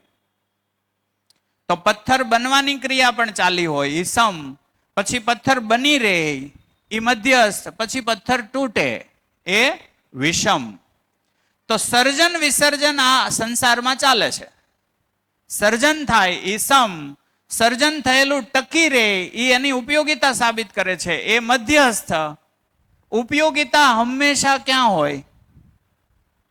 સમમાં, વિષમમાં કે મધ્યસ્થમાં? ઉપયોગિતા હંમેશા મધ્યસ્થમાં જ હોય. ઉપયોગિતા મધ્યસ્થમાં જ હોય. એટલે અહીંયા પણ સમ વિષમ મધ્યસ્થ, પ્રાણાવસ્થામાં પણ સમ વિષમ મધ્યસ્થ, જીવાવસ્થામાં પણ સમ વિષમ મધ્યસ્થ, અહીંયા પણ સમ વિષમ મધ્યસ્થ, અહીંયા પણ સમ વિષમ મધ્યસ્થ. હાજી, જીવનમાં સંસ્કાર અર્જન, સંસ્કાર અર્જિત થવો, એના માટે હું ક્રિયા કરીશ એ સમ, એ સંસ્કાર સાથે હું બની રહીશ એ મધ્યસ્થ. કુસંસ્કારથી હું વર્તીશ એ વિષમ. ઠીક છે ને? તો સંસ્કાર અર્જન કહેવાય ને, અર્જન કરવું એટલે મેળવવો. તો સંસ્કાર અર્જન કરવું એ સમ. હા, કુસંસ્કારથી જીવવું એ વિષમ. આ મારા માટે હાનિકારક હશે અને સમગ્ર અસ્તિત્વ માટે હાનિકારક હશે. ઘણી વાર એમ કહે ને કે સંસ્કારને આવતાય પેઢી જાય ને જાતાય પેઢી જાય. નહીં, સંસ્કાર આવે તો જાય નહીં ક્યારેય. ગયા એનો મતલબ હતા જ નહીં. ગયા એનો મતલબ હતા નહીં. કોઈ માન્યતા આધારિત સ્વીકાર હતો, સમજણ આધારિત સ્વીકાર નહોતો. સંસ્કાર, આપણે કાલે વાત કરી પરમાણુમાં વિકાસ, પરમાણુમાં વિકાસ. તો જીવન પરમાણુમાં વિકાસ એક જ છે. સંસ્કાર અર્જન થાય એ વિકાસ, કુસંસ્કારથી જીવાઈ જાય એ હ્રાસ. તો સંસ્કારનું અર્જન થાય પછી જાય નહીં. માન્યતા આધારિત કંઈક મેં સ્વીકાર્યું હતું, મને સમજ નહોતી, તો એ તો ટેકો મૂકેલો છે, ટેકો કહી ગયો, સંસ્કાર ગયો. એનો મતલબ સંસ્કાર હતો જ નહીં, ટેકો હતો. એટલે સંસ્કારને આવતા પેઢી જાય ને જાતા પેઢી જાય એમ ના થાય. સંસ્કાર આવે પછી જાય નહીં. એટલે જ મધ્ય દર્શનમાં કીધું, ભૂલ છે તો સમજ નથી, સમજ છે તો ભૂલ નથી. એટલે પરમાણુમાં એકવાર સંસ્કાર સ્વીકાર થયો, એ સંસ્કાર ક્યારેય જતો નથી, જન્મો જન્મ સાથે રહે. હા, માઇક.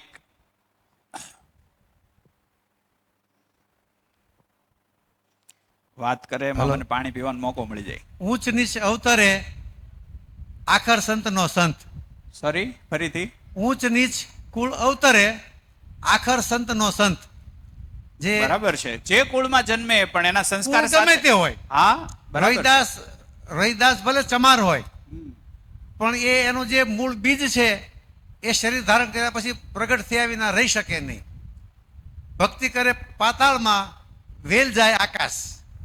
એટલે અંતરમાં ભક્તિ થતી હોય, હૃદયમાં જ્ઞાન થતું હોય, મનમાં જ્ઞાન થતું હોય, તો સમાજમાં વ્યાપે છે.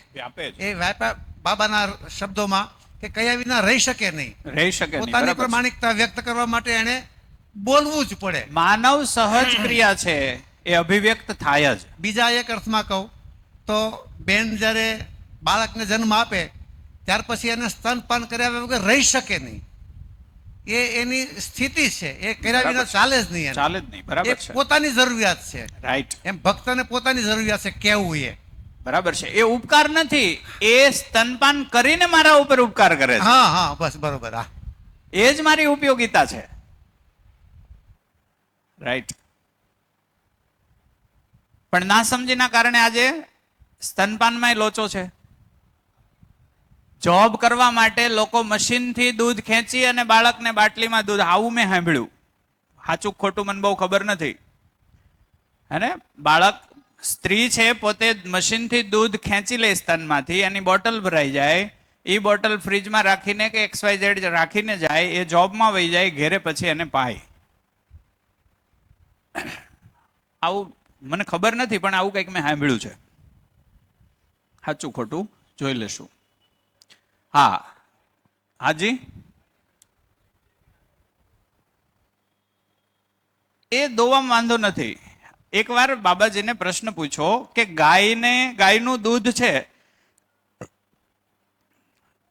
એ વાછરડા માટે હોય તો આપણે લઈ લઈએ, એ ગાયનું શોષણ કે શું ગણવું? તો એણે બહુ સરસ વાત કરી, પ્રયોગ કરીને જોવા જેવી વાત છે, અને એમાં એમ જ થાય એવું લાગે છે. એણે એવું કીધું કે કોઈ પાલતુ પશુ હોય ને એની તમે સેવા કરો છો, એટલે તમે એને હાચવશો, વધારે ખવડાવશો તો દૂધ વધારે આપશે કે નહીં? એ બધું દૂધ જો વાછરડું પી જાય ને તો વાછરડું મરી જાય. એટલે જેટલું જોઈએ અને એટલું ને આપો, બાકીની તમે એની સેવા ચાકરી કરી, એના બદલામાં એ તમને આપે છે, એ પીવામાં વાંધો નથી. એ વ્યવસ્થાનો ભાગ છે. સેવા ચાકરી ન કરી હોય તો દૂધ ઓછું આપશે. જંગલમાં રખડું પશુ એટલું દૂધ નહીં આપે, તો એટલું જ દૂધ આપે છે જેટલું એના વાછડાને જોઈએ. પણ ઘેરે આપણે શું કરીએ, ત્યારે પૌષ્ટિક ખોરાક ખવડાવીએ, ખાણ ખવડાવીએ, ખોળ ખવડાવીએ, ઘૂઘરી ખવડાવીએ, હે ને? તો એના કારણે એનું દૂધ વધુ બને છે. એ જે વધુ બને છે એ તમે લઈ લો, એમાં કઈ વાંધો નથી. બધા સોલ્યુશન, કાંઈ પણ પૂછો ને, ગજબ વ્યક્તિત્વ. કૃતજ્ઞતા જ ફૂટે, એમ પ્રવાહિત થયા કરે, કૃતજ્ઞતા જ ફૂટે કે આટલું બધું એક માણસ આપીને જાય, અને પાછું એવું કહેતા જાય કે આ 14-15 બુક છે, આની તમારે જરૂર પડશે, જોઈ લો. ન જરૂર પડે એવું લાગે તો તમારા છોકરાની પોટી સાફ કરવામાં પાના વાપરજો, પણ આના વગર છૂટકો નથી, એ તો પાકું છે, એવું કહેતા જાય છે. કેટલો એને આત્મવિશ્વાસ હશે કે આ બુકની પોટી સાફ કરવામાં નહીં વપરાય, એને ખબર છે કે આની સંસ્કાર સિંચનમાં જરૂર પડશે. હાજી,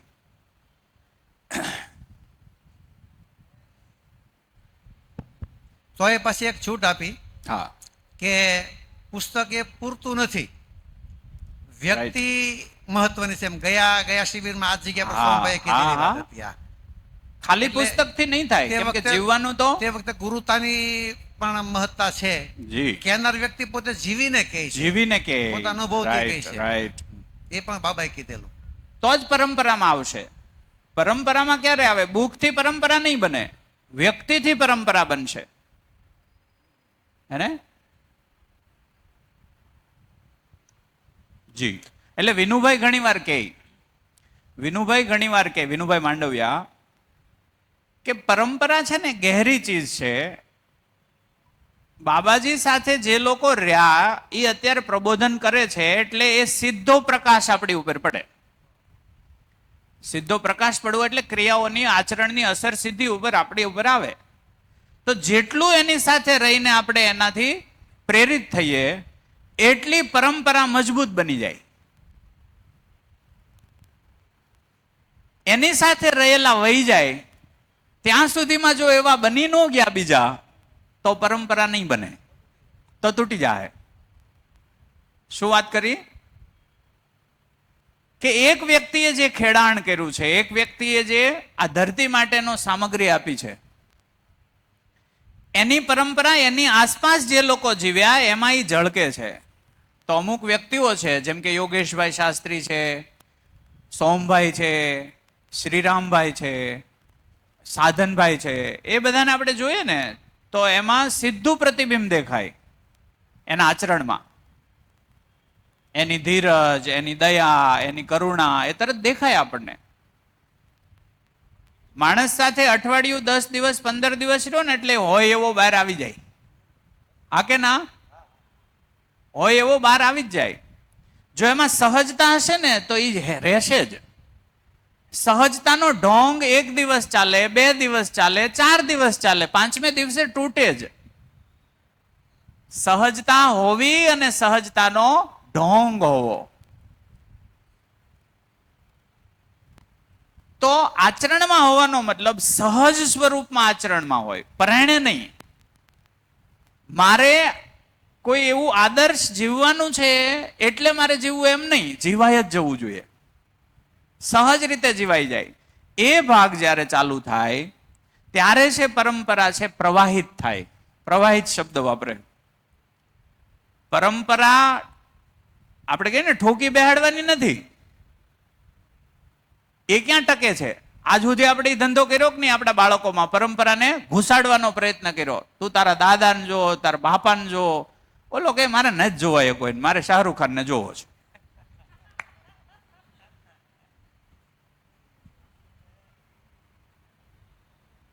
અને ભણાવો છો એમાં તમે ખેતીનું મહત્વ કાપીને ડાન્સનું મહત્વ બતાવો ને પાછા એમ કે બાપાને જો.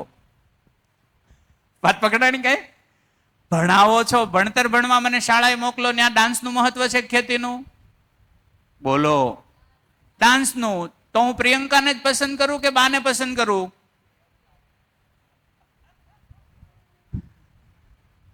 સીધી હાવ સીધી ઉતરે એવી વાત છે. મને તમે 22 વર્ષ 25 વર્ષ કોલેજ સુધી ભણાવ્યો, એમાં ખેતીથી મને તમે તરછોડ્યો છે. ડાન્સનું મહત્વ છે. હું ઘણી વાર કહેતો કે પ્રિયંકા ચોપડા 1 કલાક ડાન્સના કેટલા લે? બોલો. કરોડો લે. મારા બાપુજી 1 કલાક ખેતરમાં કામ કરે, એના કેટલા થાય? 1 કલાકના 5-25 રૂપિયા, એટલે કે 50 રૂપિયા ગણો ની, હે ને? 50 રૂપિયા. અચ્છા, પ્રિયંકા ચોપડાએ જે ડાન્સ કર્યો એનો આ ધરતીને ફાયદો જણાવો, એનો આ સમાજને ફાયદો જણાવો, એનો આ પ્રકૃતિને ફાયદો જણાવો. 1 કલાકના ડાન્સનો ફાયદો જણાવો. બોલો. કશું જ નહીં. નુકસાન ખરું? હા, નુકસાન ખરું. ચિત્રણો પ્રિયહિત લાભના બનશે કે ન્યાયના? પ્રિયહિત લાભના. એમાં વધારે હેના બનશે? પ્રિયના બનશે, રુચિના બનશે, ઇન્દ્રિયો આધારિત બનશે. ઠીક છે? મારા બાપુજી ખેતરમાં કામ કરે, એનો આ પ્રકૃતિને ફાયદો ખરો કઈ? હા. એનું મૂલ્ય કેટલું? 50 રૂપિયા. આપણે ભણતરથી આજ શીખવું કે બીજું કઈ શીખવું? પછી આપણે એમ કહીએ તું તારા બાને તો માનતો જ નથી, પ્રિયંકાનો ફોટો પાકીટમાં રાખે છે. અલા પણ તમે ભણાવ્યું જ છે કે ડાન્સ છે એ જ દુનિયા છે. ભણતર દ્વારા આપણે શીખવું છે એટલે છોકરાઓ એ તરફ ગયા. એમાં છોકરાઓનો વાંક છે? નહીં, છોકરાઓનો વાંક નથી.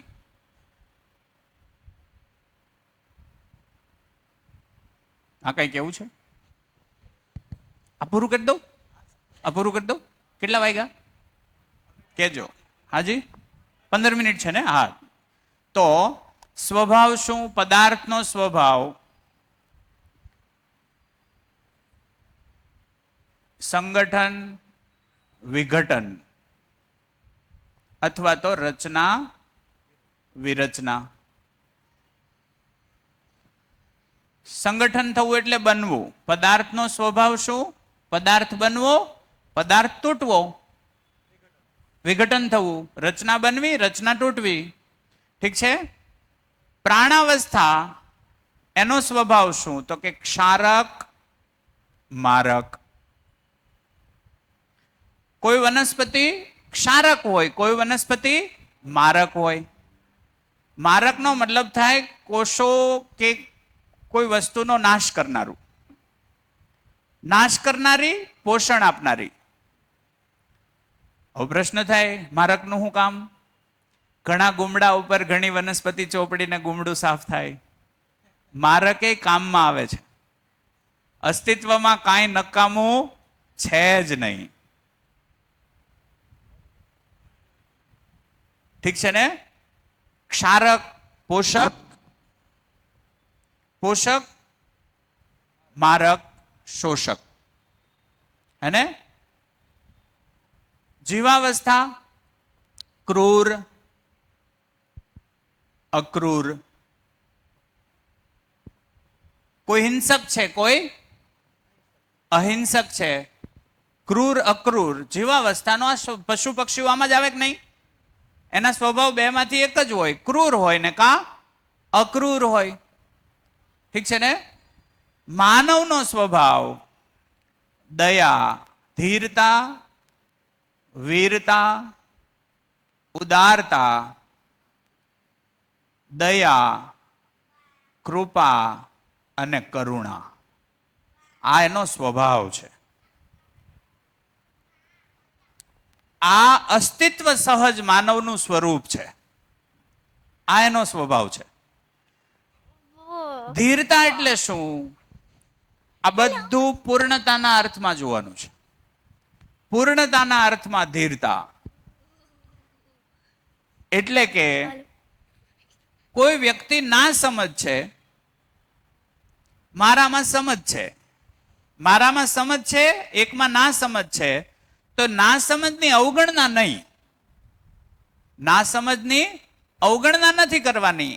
એની સાથે સમજપૂર્વક બની રહેવું અને એ પોતે સમજવા તૈયાર ન થાય ત્યાં સુધી બની રહેવું. એટલી ધીરજ મારામાં હોય, એ ગુણને કીધું ધીરતા. અકળાઈ ન જવું, પૂર્ણ ધીરજ. અને આપણે કાલે વધારે જોઈશું.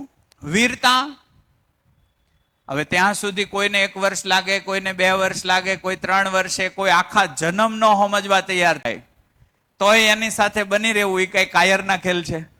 એ કેવડી મોટી વીરતા માગી લે. વીરતા એટલે કોઈનું ખૂન કરી નાખવાના અર્થમાં વીરતા નથી. જ્ઞાનના અર્થમાં કોઈની જિજ્ઞાસા નથી બની રહી, તો મારો સતત ત્યાં પ્રયાસ રહે કે જ્ઞાનના અર્થમાં એની જિજ્ઞાસા બને અને જ્ઞાનના અર્થમાં, પૂર્ણતાના અર્થમાં એની ગતિ બને. એ માટે હું પ્રયાસરત રહું. એને કીધું વીરતા. ઠીક છે ને?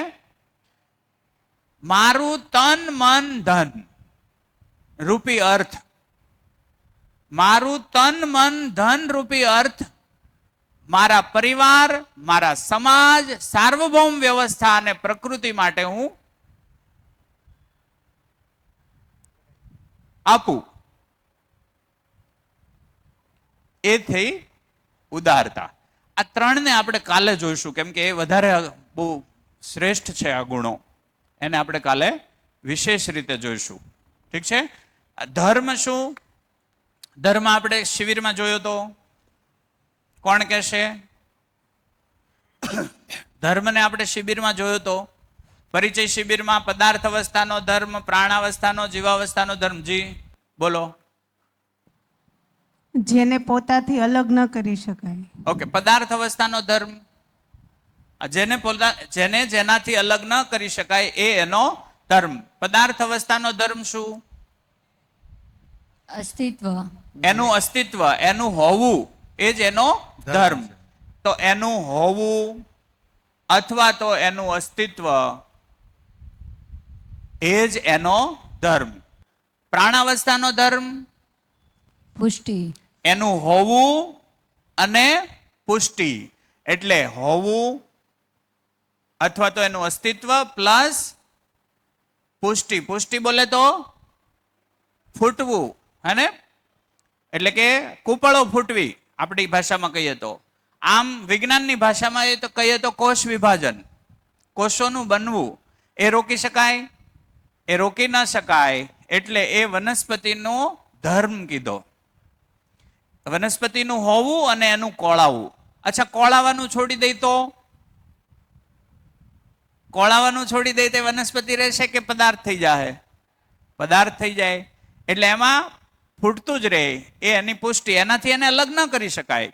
જીવાવસ્થાનો ધર્મ હોવું, પુષ્ટિ અને જીવવાની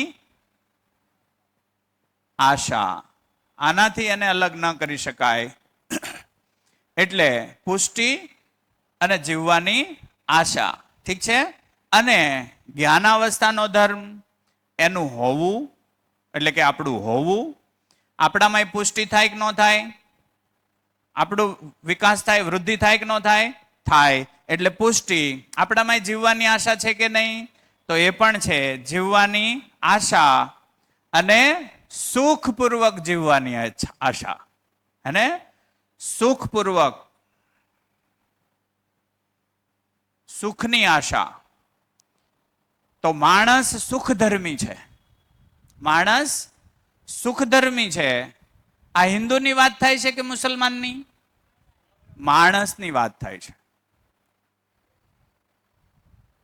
સ્ત્રીની વાત થાય છે કે પુરુષની?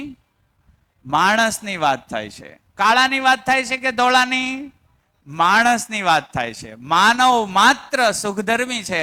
એને સુખ વગર ન ચાલે. સુખથી અલગ કરો એટલે એનો ધર્મ છીનવી લીધો એટલે એનું અસ્તિત્વ એ જોખમમાં મુકાઈ જાય, અસ્તિત્વ નહીં રહે. એટલે જુઓ, ધર્મને અસ્તિત્વ સાથે જોડ્યો છે. કોઈક તત્વ તો પકડાનું હતું, ધર્મ છે તો અસ્તિત્વ છે. પણ લોચો એ થઈ ગયો, સંપ્રદાયમાં એને વાળી દીધો. અને પાછા સંપ્રદાય જ અસ્તિત્વ હાટે જોખમ હામ આવી ગયા. તો સંપ્રદાયો સુખધર્મી છે એ ઓળખ ન થઈ. અચ્છા, સુખ જોઈતું હોય તો આ ગુણો જોઈએ કે ન જોઈએ? જોઈએ જ. આ ગુણો બધા આવી જાય એટલે સુખ ચાલુ થઈ જાય. એટલે આ સ્વભાવ છે, એનાથી સુખી થઈ શકાય. ઘણાએ ખાલી દયાને પકડ્યું, ઘણાએ ખાલી ઉદારતાને પકડ્યું, ઘણાએ ખાલી કૃપાને પકડ્યું. અહીંયા મૂળ વાત સુખની છે. એમાં બધું હોય તો થાય. એટલે માણસ સુખધર્મી છે. તો સમજવામાં મિસ્ટેક થઈ એટલે લોચો થયો. મારો ધર્મ અને તારો ધર્મ અલગ પડ્યો. અલગ પડ્યો એટલે ઝઘડા ચાલુ થયા. મારો ધર્મ મહાન, ઓલો કે મારો ધર્મ મહાન. એટલે ધરતી ઉપર થયું શું?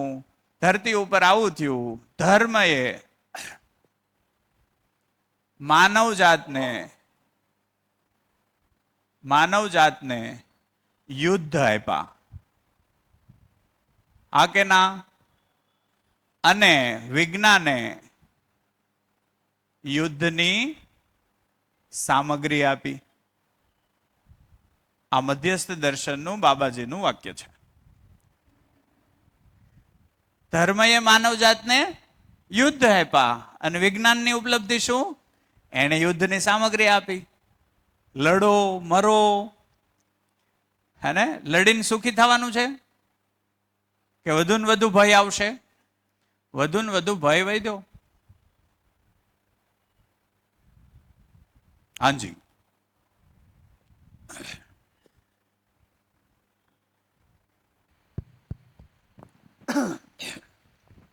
સર, એક ઘટના શેર કરવા માંગુ છું. એના આધારે પ્રાણી સાથે શોષણ થયું કે પોષણ થયું એનો જવાબ માટે પૂછી રહ્યો છું. હું એક જગ્યાએ શિબિર કરવા ગયો હતો સર. ત્યાં ગૌશાળા હતી અને બહુ સિસ્ટમથી ગૌશાળા ચાલતી હતી કે ગાયનું વાછરડું હોય તો એની હાઇટ અને વેટના આધારે એને એ લોકો દૂધ પીવડાવતા હતા, પીવા દેતા.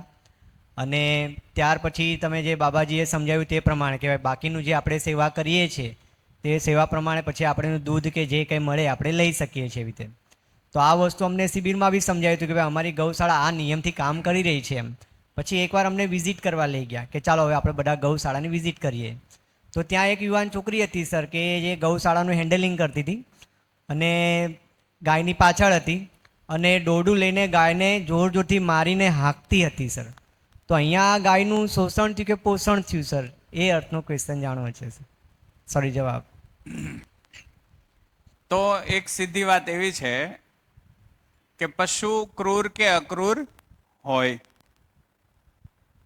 પશુ ક્રૂર કે અક્રૂર હોય?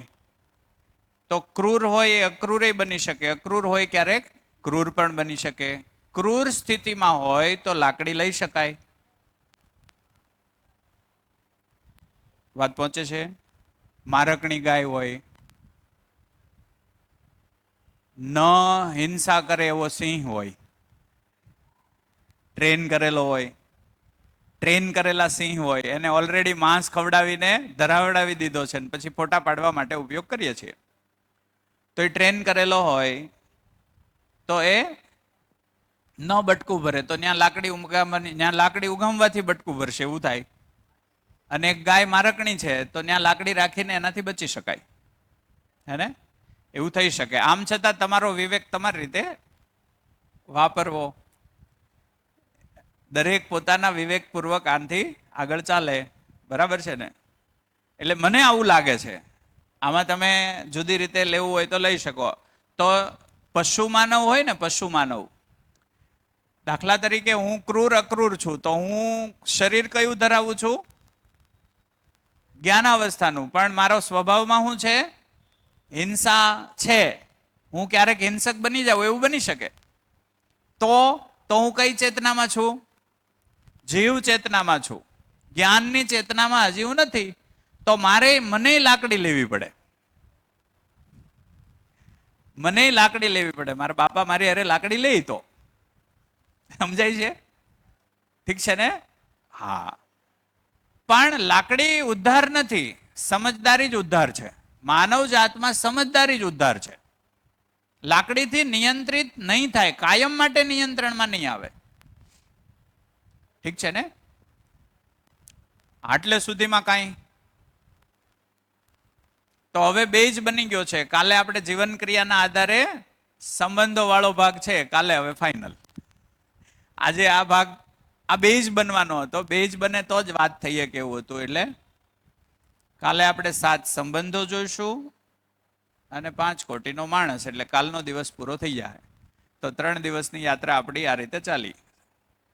તો બીજા કોઈ સવાલ, કાંઈ કહેવું હોય?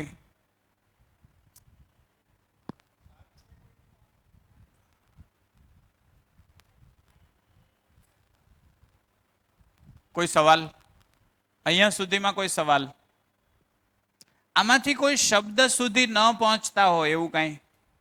કોઈ શબ્દથી વસ્તુ સુધી ન પહોંચતા હો એવું કાંઈ? કે વાંધો નથી આવતો? માઇક.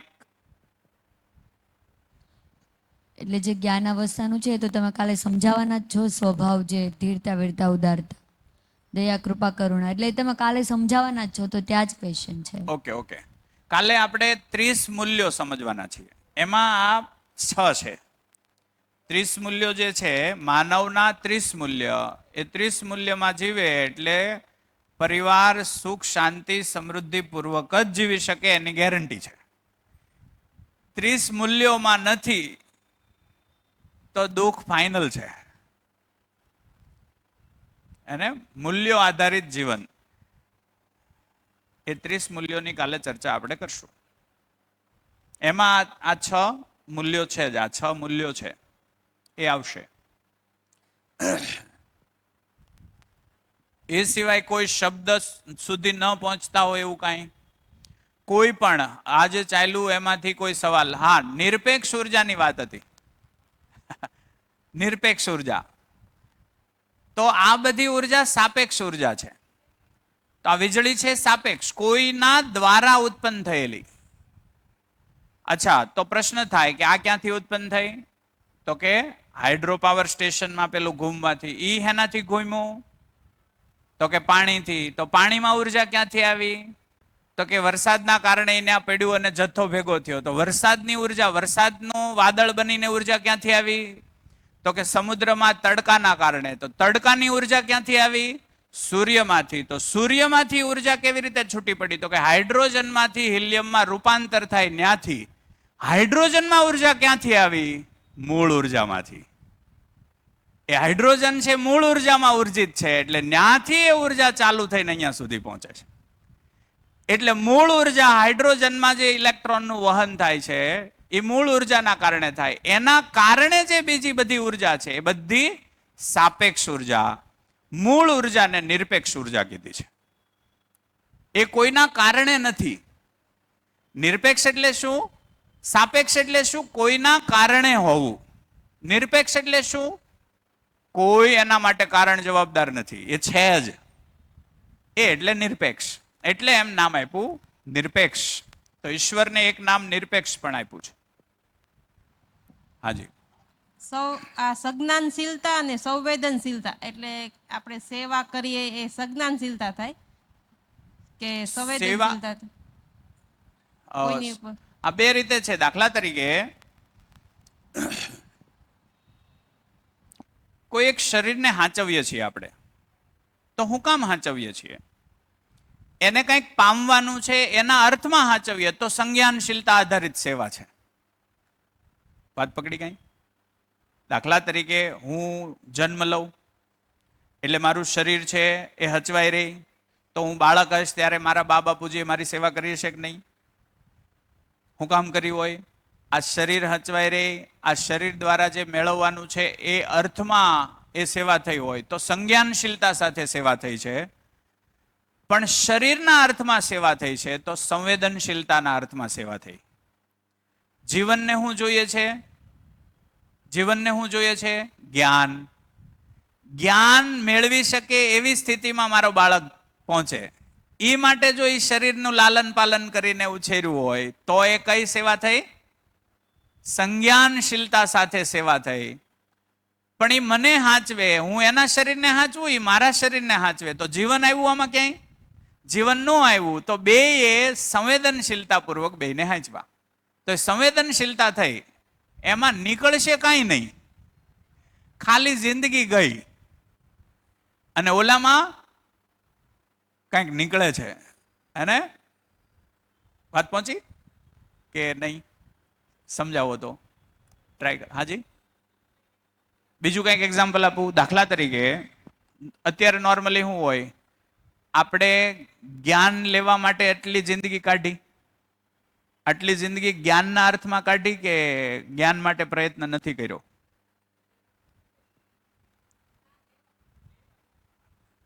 માઇક લ્યો. જ્ઞાન લેવા માટે જ્ઞાન લેવા માટે કઈ જગ્યાએ ક્યાં ક્યાં પ્રયત્ન થયો? મધ્યસ્થ દર્શનને ઘડી ઘટાવી દો.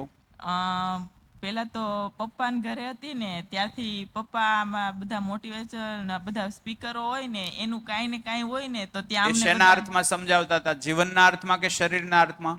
શરીરના શરીરના અર્થમાં. શરીરના અર્થમાં જ. ઠીક છે ને? તો શરીરના અર્થમાં જ સમજ મેળવી એ જ્ઞાન છે કે અજ્ઞાન છે? અજ્ઞાન. હું જીવન છું એ ભાગ તો ખુલ્લો નહોતો જ. નહીં, અત્યાર હેને? એટલે કરિયર બનાવવું. કરિયર બનાવવામાં શું કરવું? પૈસા કમાવા, ડિગ્રી કમાવી. અચ્છા, એનાથી શું થાય? તો કે એનાથી આપણે સુખ ભોગવી શકશું. સુખ ભોગવી શકશું એમાં આપણે શું ધાર્યું? ખાવા પીવાનું સારું મળે, મોટર ગાડી મળે, એ જ કે બીજું કાંઈ? નેગેટિવ વિચાર નહીં કરવાના, નેગેટિવ નહીં કરીએ, એ બધું આપણે એક લેવલ સુધી જોયું. તો શરીરને ટકાવવાના અર્થમાં હતું. શરીરને શું કામ ટકાવવું એનો કોઈ હેતુ સમજાણો તો નહીં.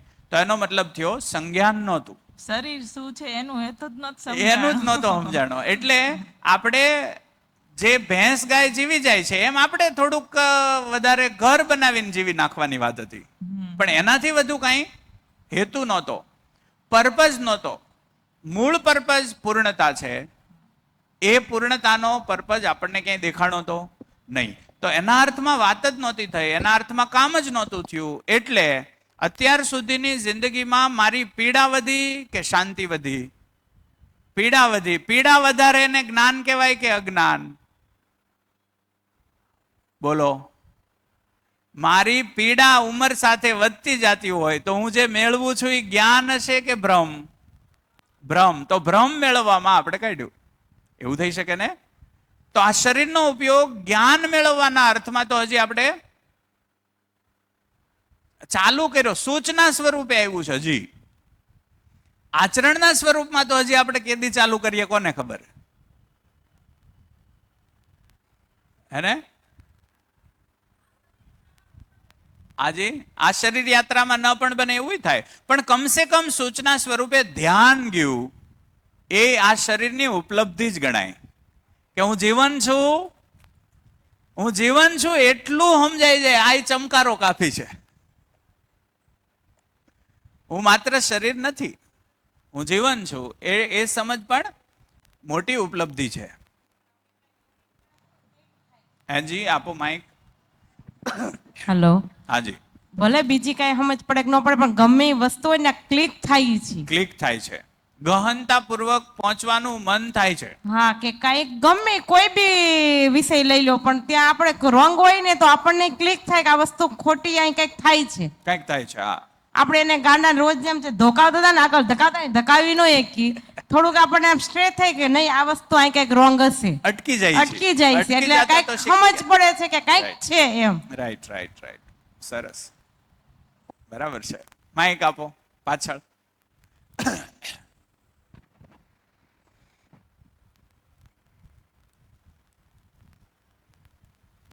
ચાલુ કરી દો. હા, આ સંબંધોના એરિયામાં જે તમે વાત કરી હતી ને કે હું શું છું ને શું કામ છું, તો એના થોડું પછી ડિટેલમાં થોડું સમજાવો ને કે કાલે એ આખા સંબંધો ઉપર જ જવું છે. હેને આજે આ ક્રિયા પૂરી થઈ, આ સમજાવવું હતું, એટલે હવે હું તમને કાલે સંબંધો એટલે કે પેલા કેવું છે કે આપણે આજે એ ભાગ સમજ્યા કે જીવન ક્રિયા 10 ચાલુ થાય તો આ ભાગથી રૂપ ગુણ સમજાય, આ ભાગથી સ્વભાવ ધર્મ સમજાય. તો પેલા એ સમજીએ પદાર્થ